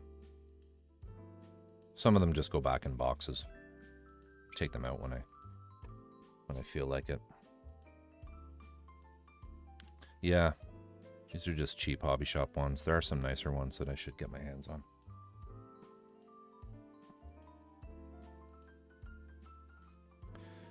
For the most part, yes. Well, the resin kits, yes, absolutely, because they, you know, they're just beige or gray or blue, but they'll all be one color. I mean, I have done the occasional Gunpla, you know, Gundam sort of giant robot. There, the pieces are they, you know, the various runners will have different colors, so you don't really necessarily have to paint them. I generally do, though, because they just look better. I like lacquer-based paints, and I generally will airbrush everything. And I don't know if you were here on stream yet when I was showing the stream, the Waldo, the little boat. That was done, again, airbrushing as well as oil paint, rendering, and a couple other techniques like hairspray chipping, which is like a scale modeling technique where you apply a base coat of a color, for example, the rust color, and then a rusty color, and then you coat the model in hairspray. I'll get it out in a little bit and show you, just so you kind of get an idea of some of the other things that I do, because this kit that I'm working on right now is going to be a very, very clean paint job. In fact, it's going to be very similar to the references that I have here. Like if we just scroll up, and I'll just open that. Actually, no, I have my my reference artboard here. Let me get that open. This is going to be a very clean one. I just felt like doing something. Sometimes I like stuff to look really grungy and dirty and diesel punk. Other things I like being very, what's the expression? Distressed. Let me just load this up here.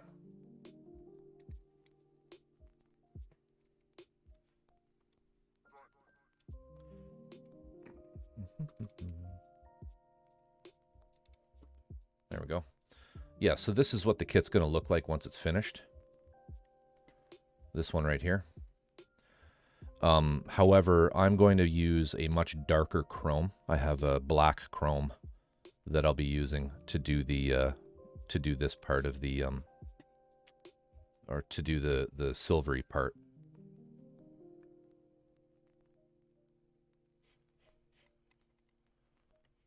And I'll do, I haven't totally decided on what color I'm going to use for these inner parts. I don't know if I'm going to go with gold, or I may use chrome, or not chrome, sorry, copper. I have a lovely copper metallic paint, but I'm going to keep it clean. It's not going to have any, it's not going to be distressed or chipped or have any wear at all on it. Now the Waldo, I'll show you, looks like this. And these are just reference art. This is just reference material that I put together, that I use sort of as I build.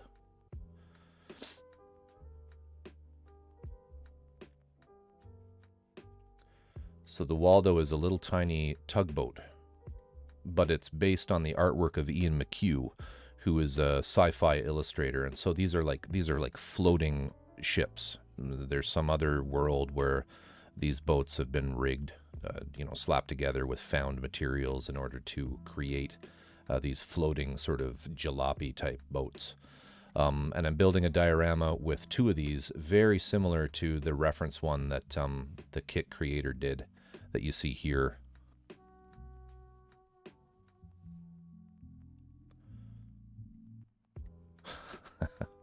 Yeah. And mine look very close to this with the yellow around it and the worn out hull.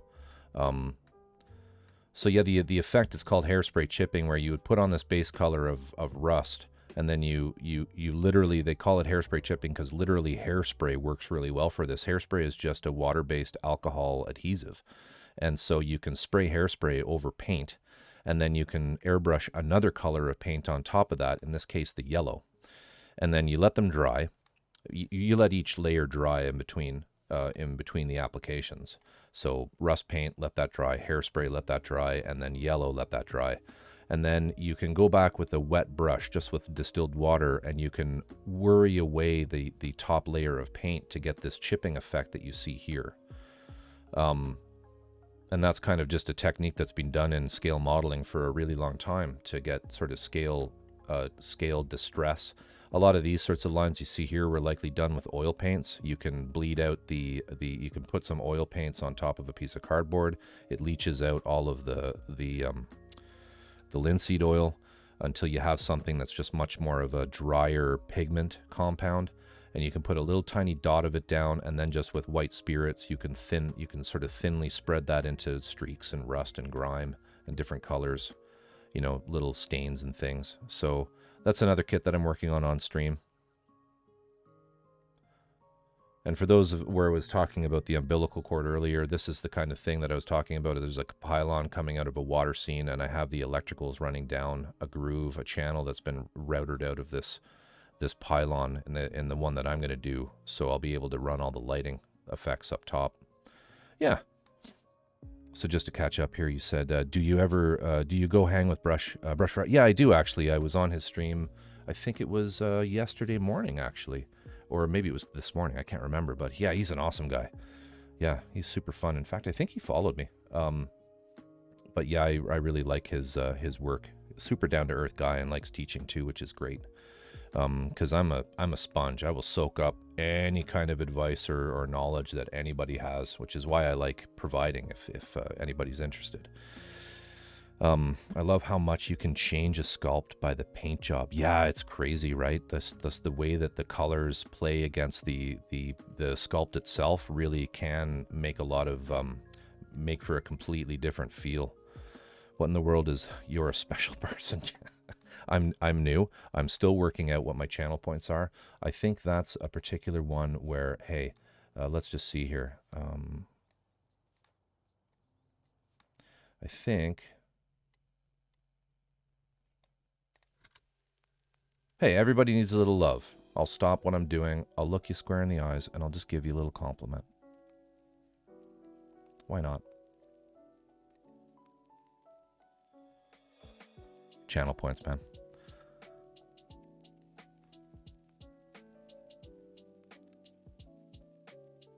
Oh yeah, BJDs. Yeah, those are cool too. There's an artist. Actually, it's the artist. If I go back here,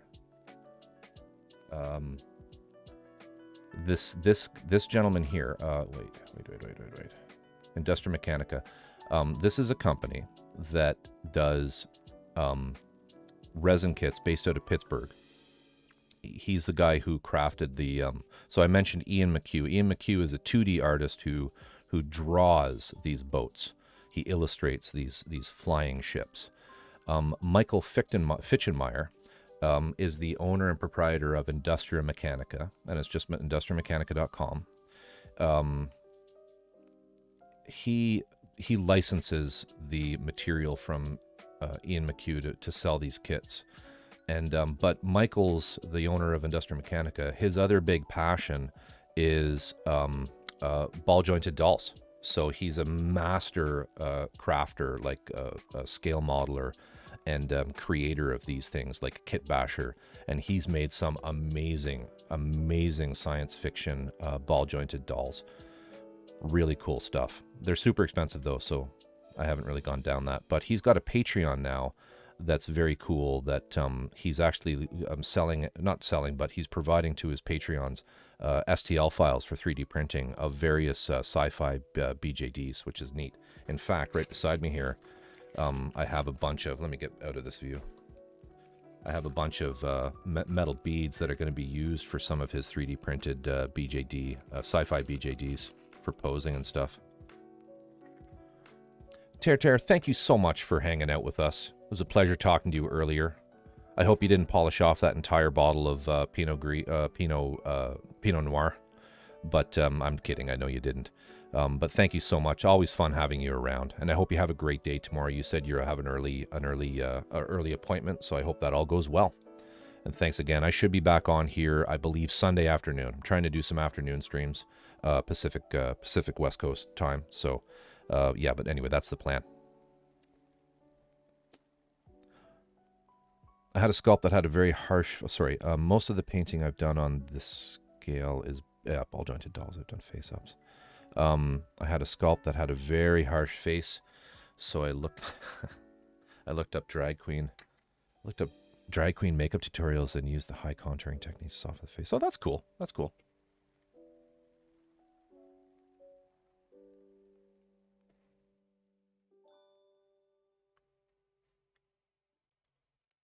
All right, so let's get this guy finished. We just have, I think, one more piece to do. Yeah.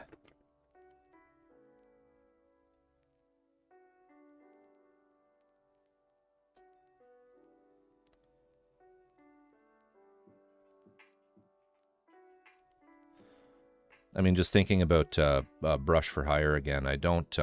I mean, I have so many miniatures that need painting, but you know, I don't know what your life is like, but I find that this hobby stuff, for me at least, is very much an afterthought.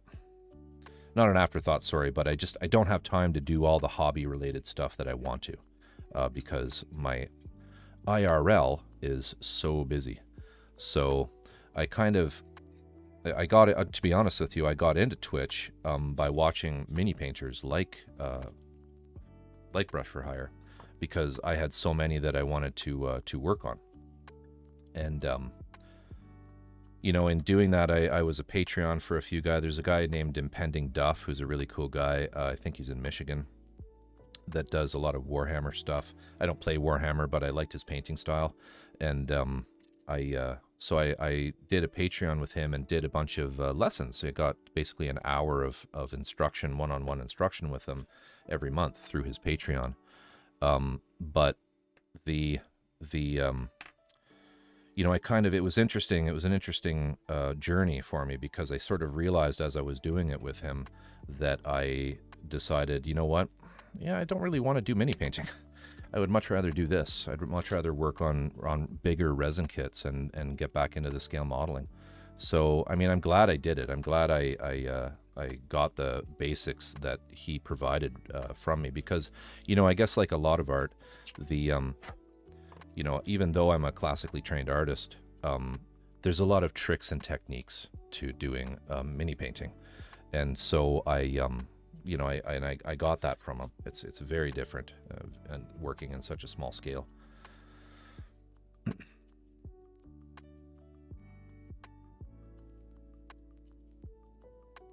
Well, and that's what I'm hoping too. You know, it's easy to fall into that lethargy of kind of just, you know what, I'm not going to come into my workshop. I'm not going to come into my studio. I'm just going to watch some Netflix and then go to sleep, or play some video games and go to sleep. So, you know what, it's funny how both of our goals, both of our, you know, our attitudes towards this align. That's fascinating. And I'm glad to hear that there are other people out there who sort of share that feeling with me, where streaming is in fact a way of forcing yourself to work on this sort of thing. You know, like I have a calendar request, or not a calendar request, but a calendar appointment in my phone every day to just draw something. You know, draw something every single day. Always be drawing, right? And yeah, so that's all part of the streaming thing for me as well. Is if I know if I have it kind of on the books to do this, then I know I'll progress at it. My God, have I got that right? Yeah.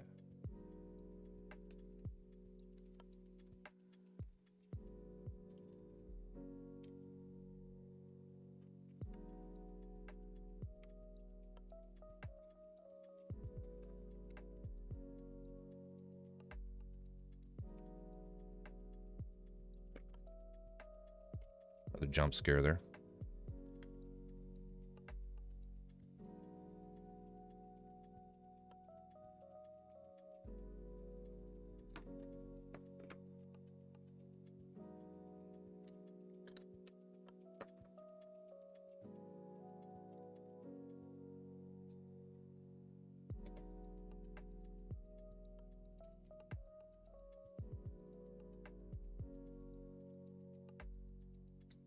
There.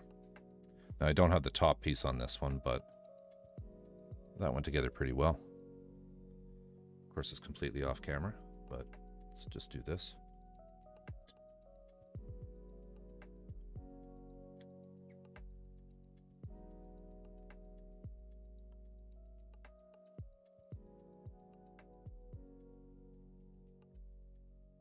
That seam will be hidden.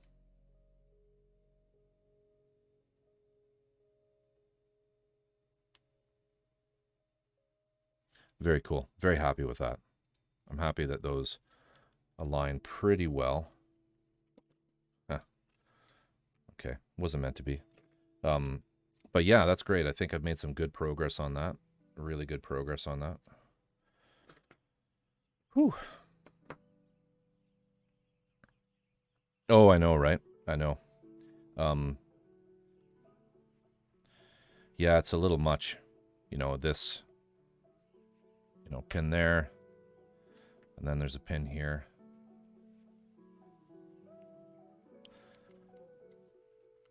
That one, that one. Then we got this here. And this pin's in here. Now these things were the complicated bits, because this kind of sandwiches together like that. And then this piece here comes out like this. And then this one comes out like this. Okay. And then this comes out like that. And like that.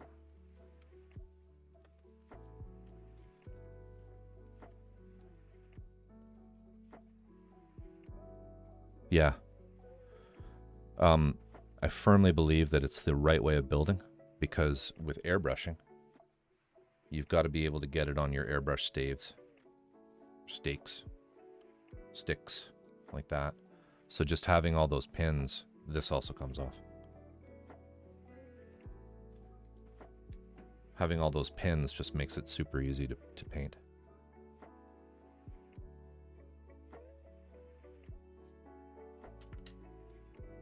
Let me just catch up here.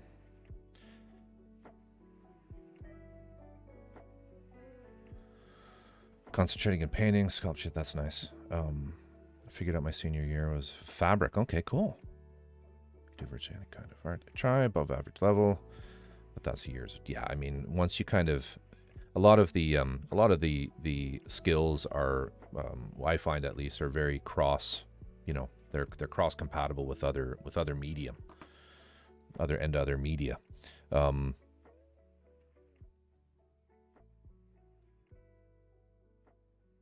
that's cool. Yeah, get a loom. You need a lot of space for a loom, though, don't you?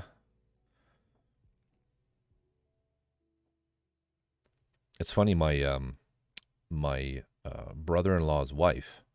I don't know if I can call her my sister-in-law technically, but I guess my sister-in-law. She has a degree in. She's a professor actually in fashion history at I think Ryerson University in Toronto.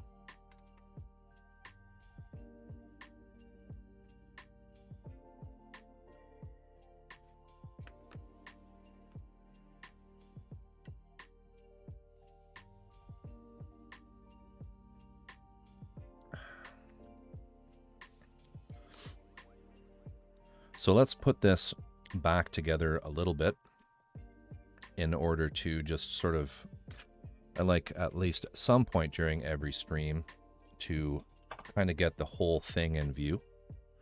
So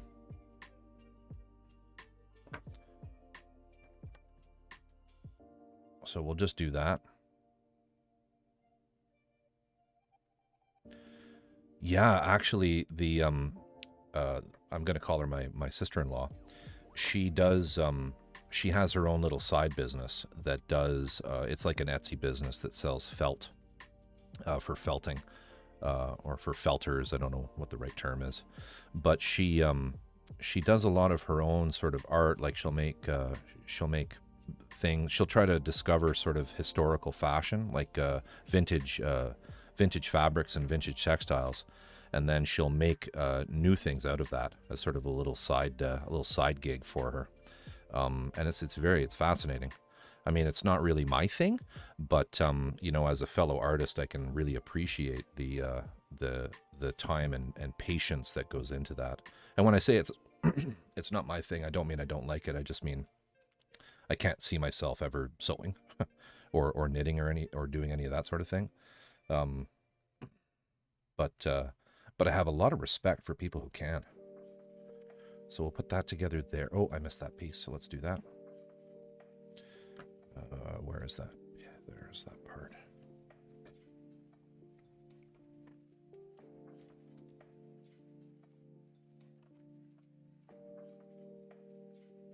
You end up with this giant mountain of parts that they all blend together. Where is it? There it is.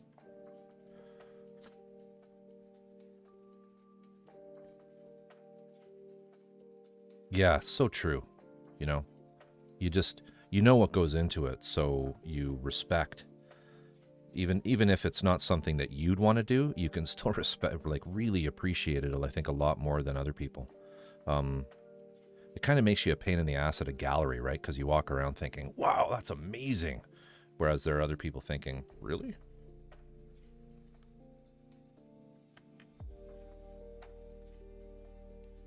Okay, so we got that. Let's just kind of pace ourselves through this. So we need that. We need this. That's upside down. Actually, let's do this side first.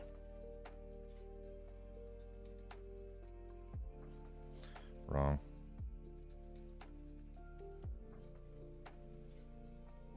That's crazy. Walnuts. Let's put that piece back on. Some of those historical dyes are nasty.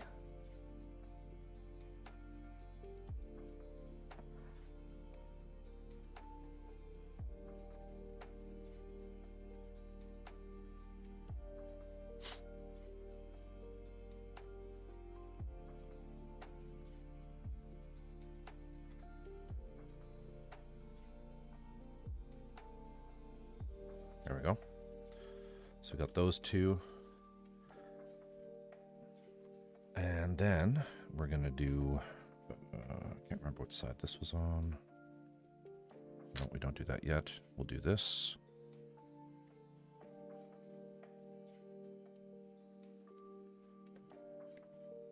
And is it still attached there? Yes. Okay, so I think I might have that on the wrong side.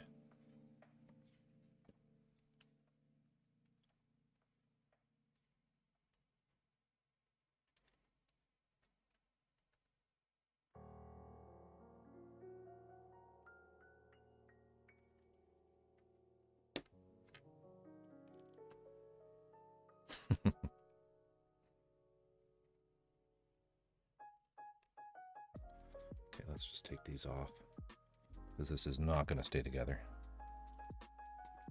We'll do this.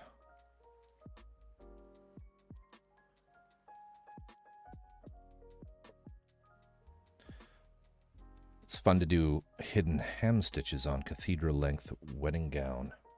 For me, which other people think makes me crazy too. I don't know what any of that means, but it sounds really complicated.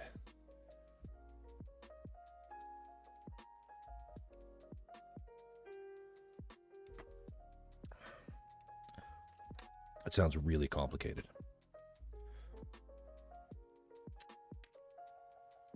And impressive. Impressive, too. See, I can't say things like that.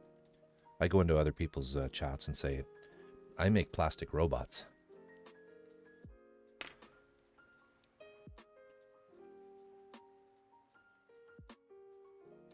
All right, so we got that. Got that. I think I'll pull...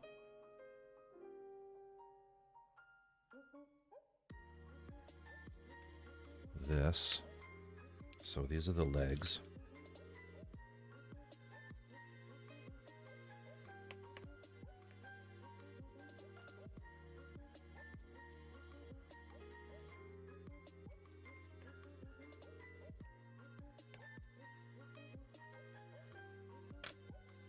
Yeah, I mean, I can't imagine the level of complexity in some of those really complex, huge dresses.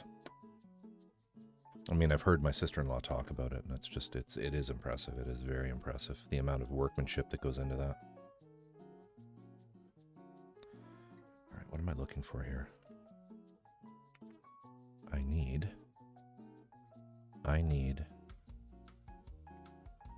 no, I need to do the torso. So we'll get that in there.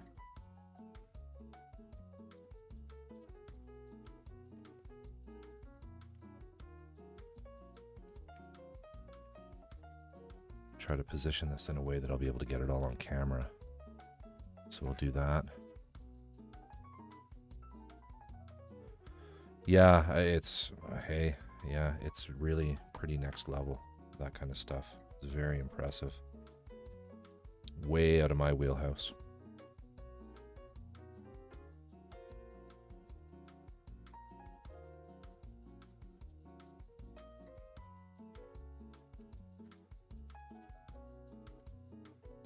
I haven't pinned these two.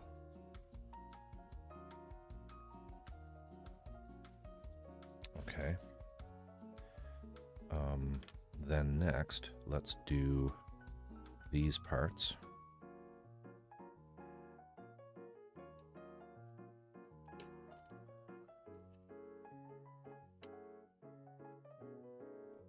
One.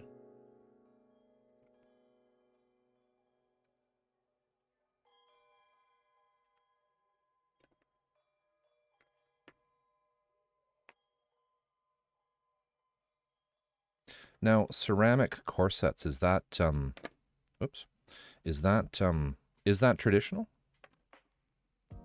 I remember hearing about whalebone, but now my understanding is whalebone isn't actually made out of whale. Like, whalebone doesn't mean it's actually made out of whale's bones. It's they used the whalebone, they rendered it down and used it as a material to make basically almost like plastic. I can't get that one in. Wearable art, okay, okay.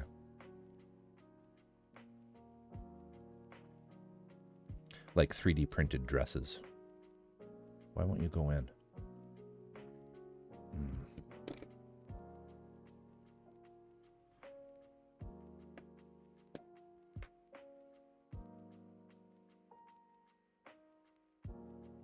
I must have these backwards.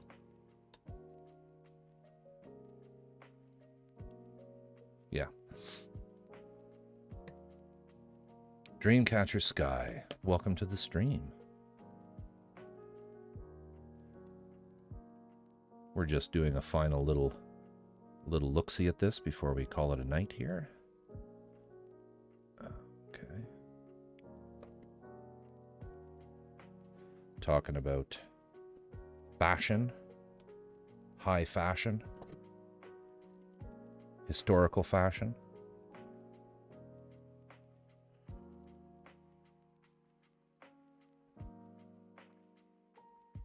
Resin kits get fussier and fussier as you move through them. Get more and more pieces hanging off of them.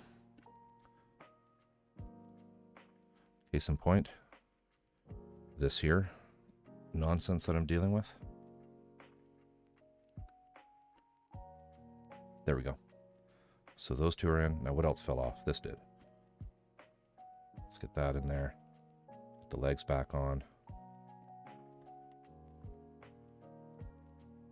Is it going to stay? It is. Let me get this out.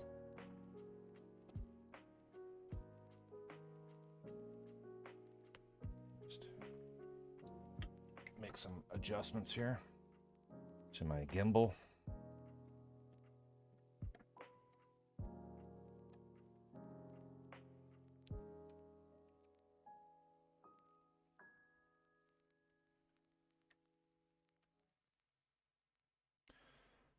Can I Can't get out anymore. There we go. All right, and then what else do we need here? We need, I might put the pointy bit's not on this.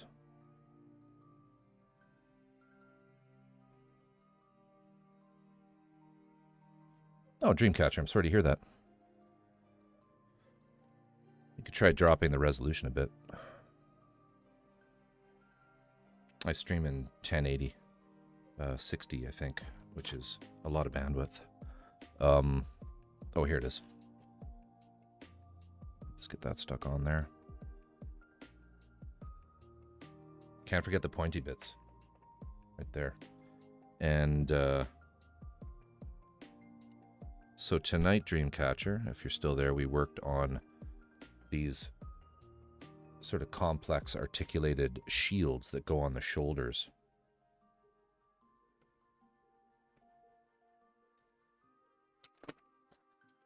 Butterfingers. I'm implementing a drop counter for the stream. Still working on it. Or we can have a number of times I drop shit.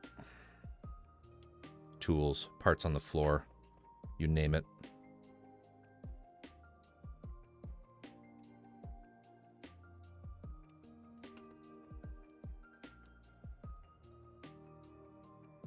It is very much like an Evangelion, yeah. I'm actually trying to, that's probably as close as it's going to get. Oh, that's not good. He's an amputee.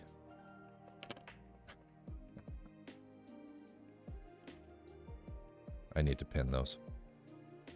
Stay put.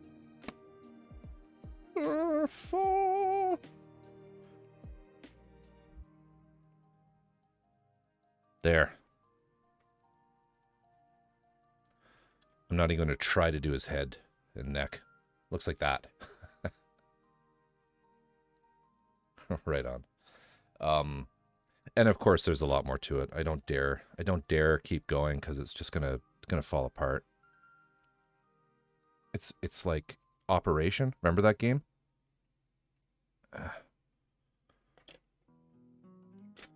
And then I think this, oh no, that's put away. Like something like that goes there to hide its shame. There we go. Anyway, I'm going to stop touching it. Let me just catch up here.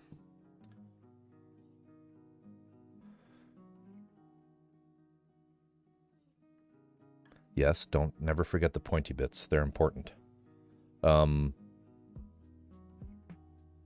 I've actually been trying to get my hands on an EVA, the EVA 1.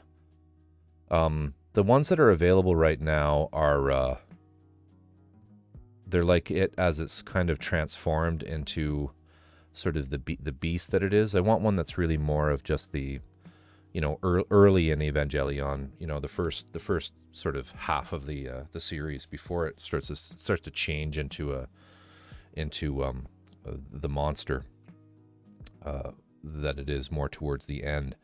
But those kits just aren't in production right now, so I'm kind of waiting on them to be recast because I'd really like to do an EVA 1. I have a pre-order on I'm trying to think. I think it's a Ray. Or no, it's an Asuka. Sorry, it's an Asuka on a motorcycle. I may do a couple like anime garage kits. Just why not? Nothing lewd, just some nicer ones.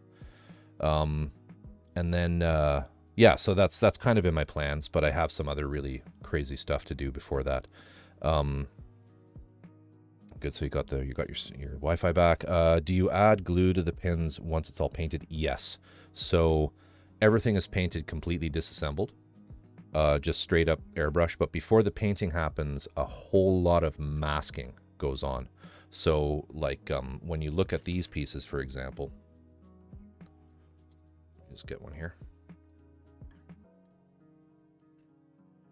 So on this side, I will have all of this area here masked out, all of that will be masked out, and this will be gold in this teardrop shape.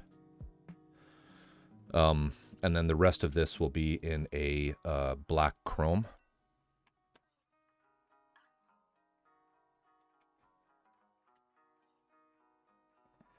That's not it. There we go.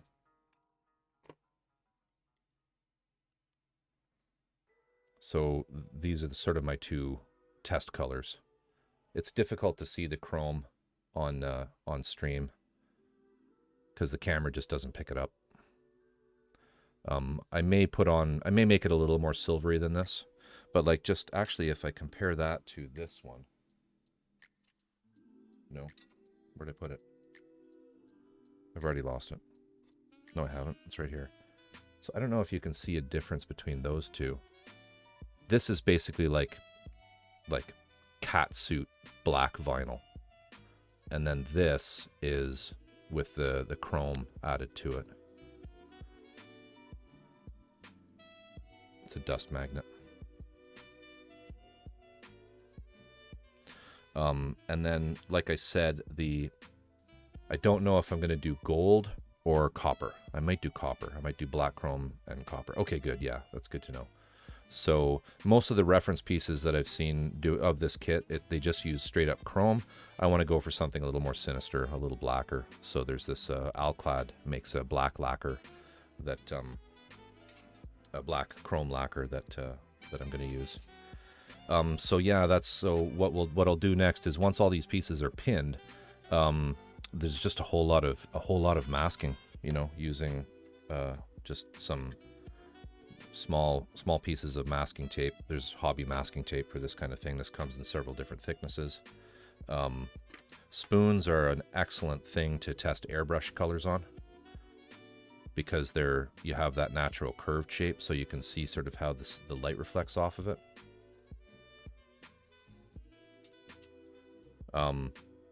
Yeah, so then all of this edge detail here will be in the black chrome, but all of this kind of these shapes that you see here, all of this inside area, this will all be in the gold.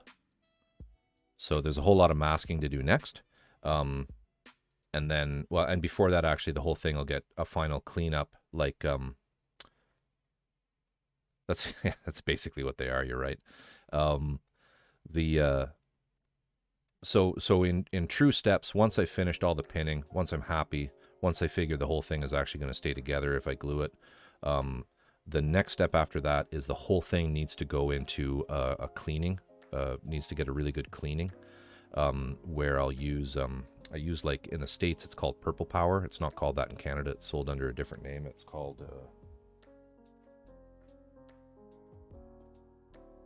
Super Clean. And it's basically just an industrial degreaser, because unlike injection molded kits, with resin kits, these are cast in silicone, like you've seen on Silver and Fantasy Designs and Crafty Skull Corvus's channels. They often will use they call it a mold release, which is really just an oil that they spray into the mold, and it helps the mold last longer. They'll get more casts out of it because the resin will delaminate from the mold that much easier because it's lubricated. And but that's actually a grease. It's technically an oil, so there could, in theory, be that residue left on these pieces from the process of making them. And so you really want to make sure that all of that is cleaned off. So all the parts go into a big vat of that Purple Power stuff, and I clean them really well. I'll also do one more sort of just inspection to make sure I've sanded any nubs and things down. Like earlier in the stream, I found a pour tab that I missed that I needed to remove. So I'll do that. Any little imperfections and things I'll fix with just some Tamiya putty or something. And once that's done, then I will, like here, there's a little tiny bump right there that I need to sand off. I got my exposure up too high. Little tiny bump there that I'll fix, just little things like that, little imperfections I'll clean up, then clean it. And then once that's done, I will prime everything. This kit will probably get primed in just a gray, color. If I'm doing like an anime figure of a person, I'll usually prime that in white because it's much easier to paint flesh tones over white than it is gray, to do gray.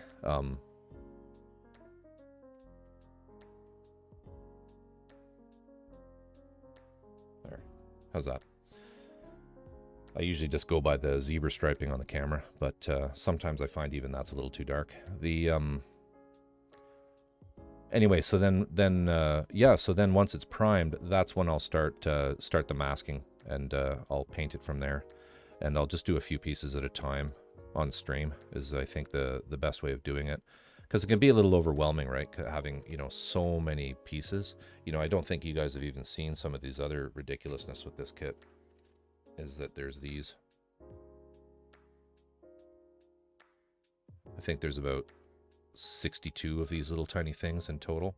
So all of these, I don't think I'll pin these, but they get glued on. They get painted and glued into place. Stuff like this.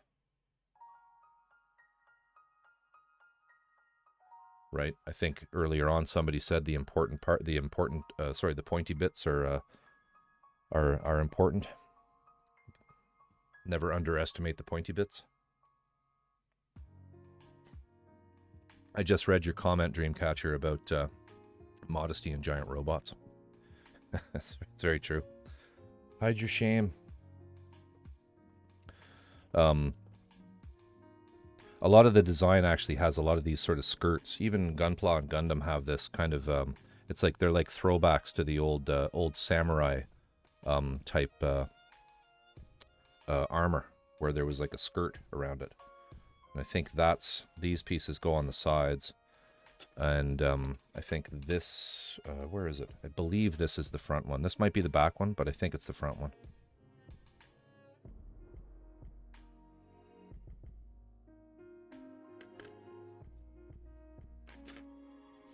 Yeah, anyway. That's kind of where I'm at. Take this in a bit.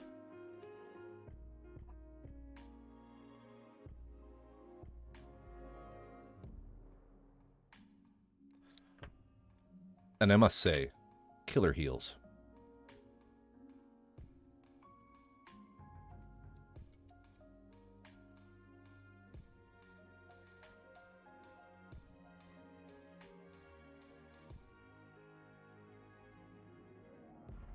Yeah, they're like the 5-Star Stories Jimmy Choos.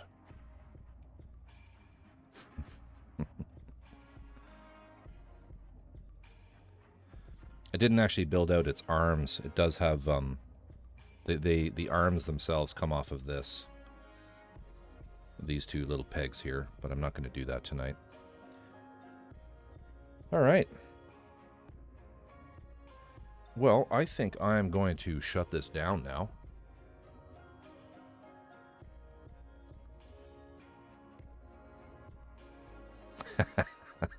I've never heard that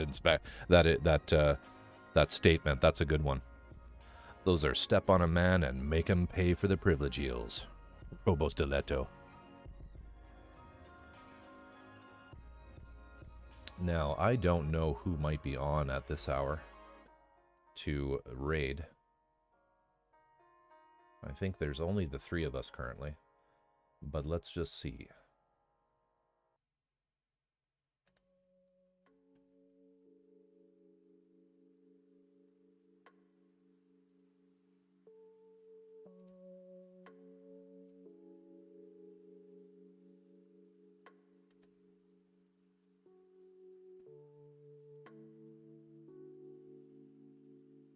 There's Warlander. He does tabletop terrain.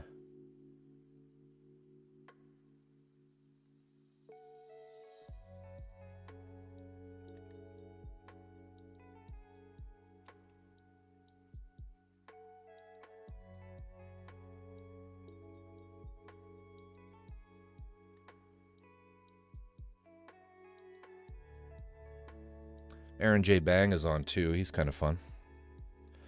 Dreamcatcher, thank you so much for dropping by, and have yourself a great evening. Always appreciate hearing from you. Thank you so much.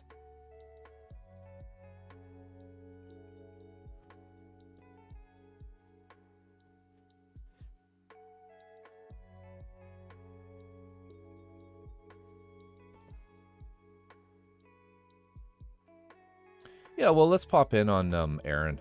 Aaron's pretty, he's a pretty cool guy.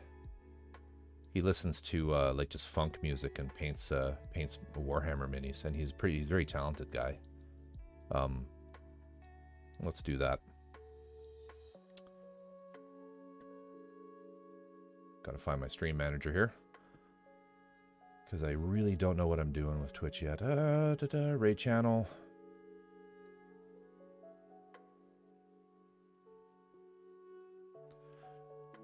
All right, Unpredictable, thank you so much for coming, and thank you so much for the subscription. Much, much, much appreciated. As I said, any monies that I get out of this are just going to go right back into it. So it's absolutely, I'm shocked. I'm shocked and amazed, and really appreciate it. It was an absolute pleasure talking to you about art and everything. And so, yeah, I should be back on Sunday afternoon, Pacific Standard. I don't know what that means to you being out on the East Coast, but it might be better, because it must be really, really early there. But yeah, so again, thank you so much, and I hope to see you at some of my streams in the future. It should be fun. It's been really amazing talking to you. So let's do this. I'm just gonna hit the button now, and yeah, we'll talk to you soon.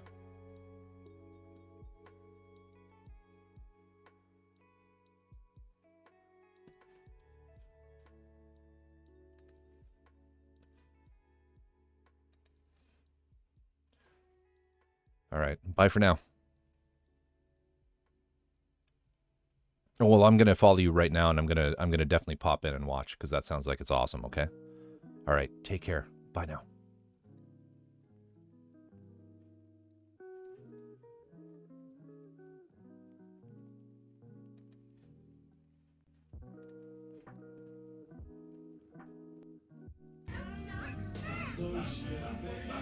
Oh man, we're getting all kinds of loving tonight.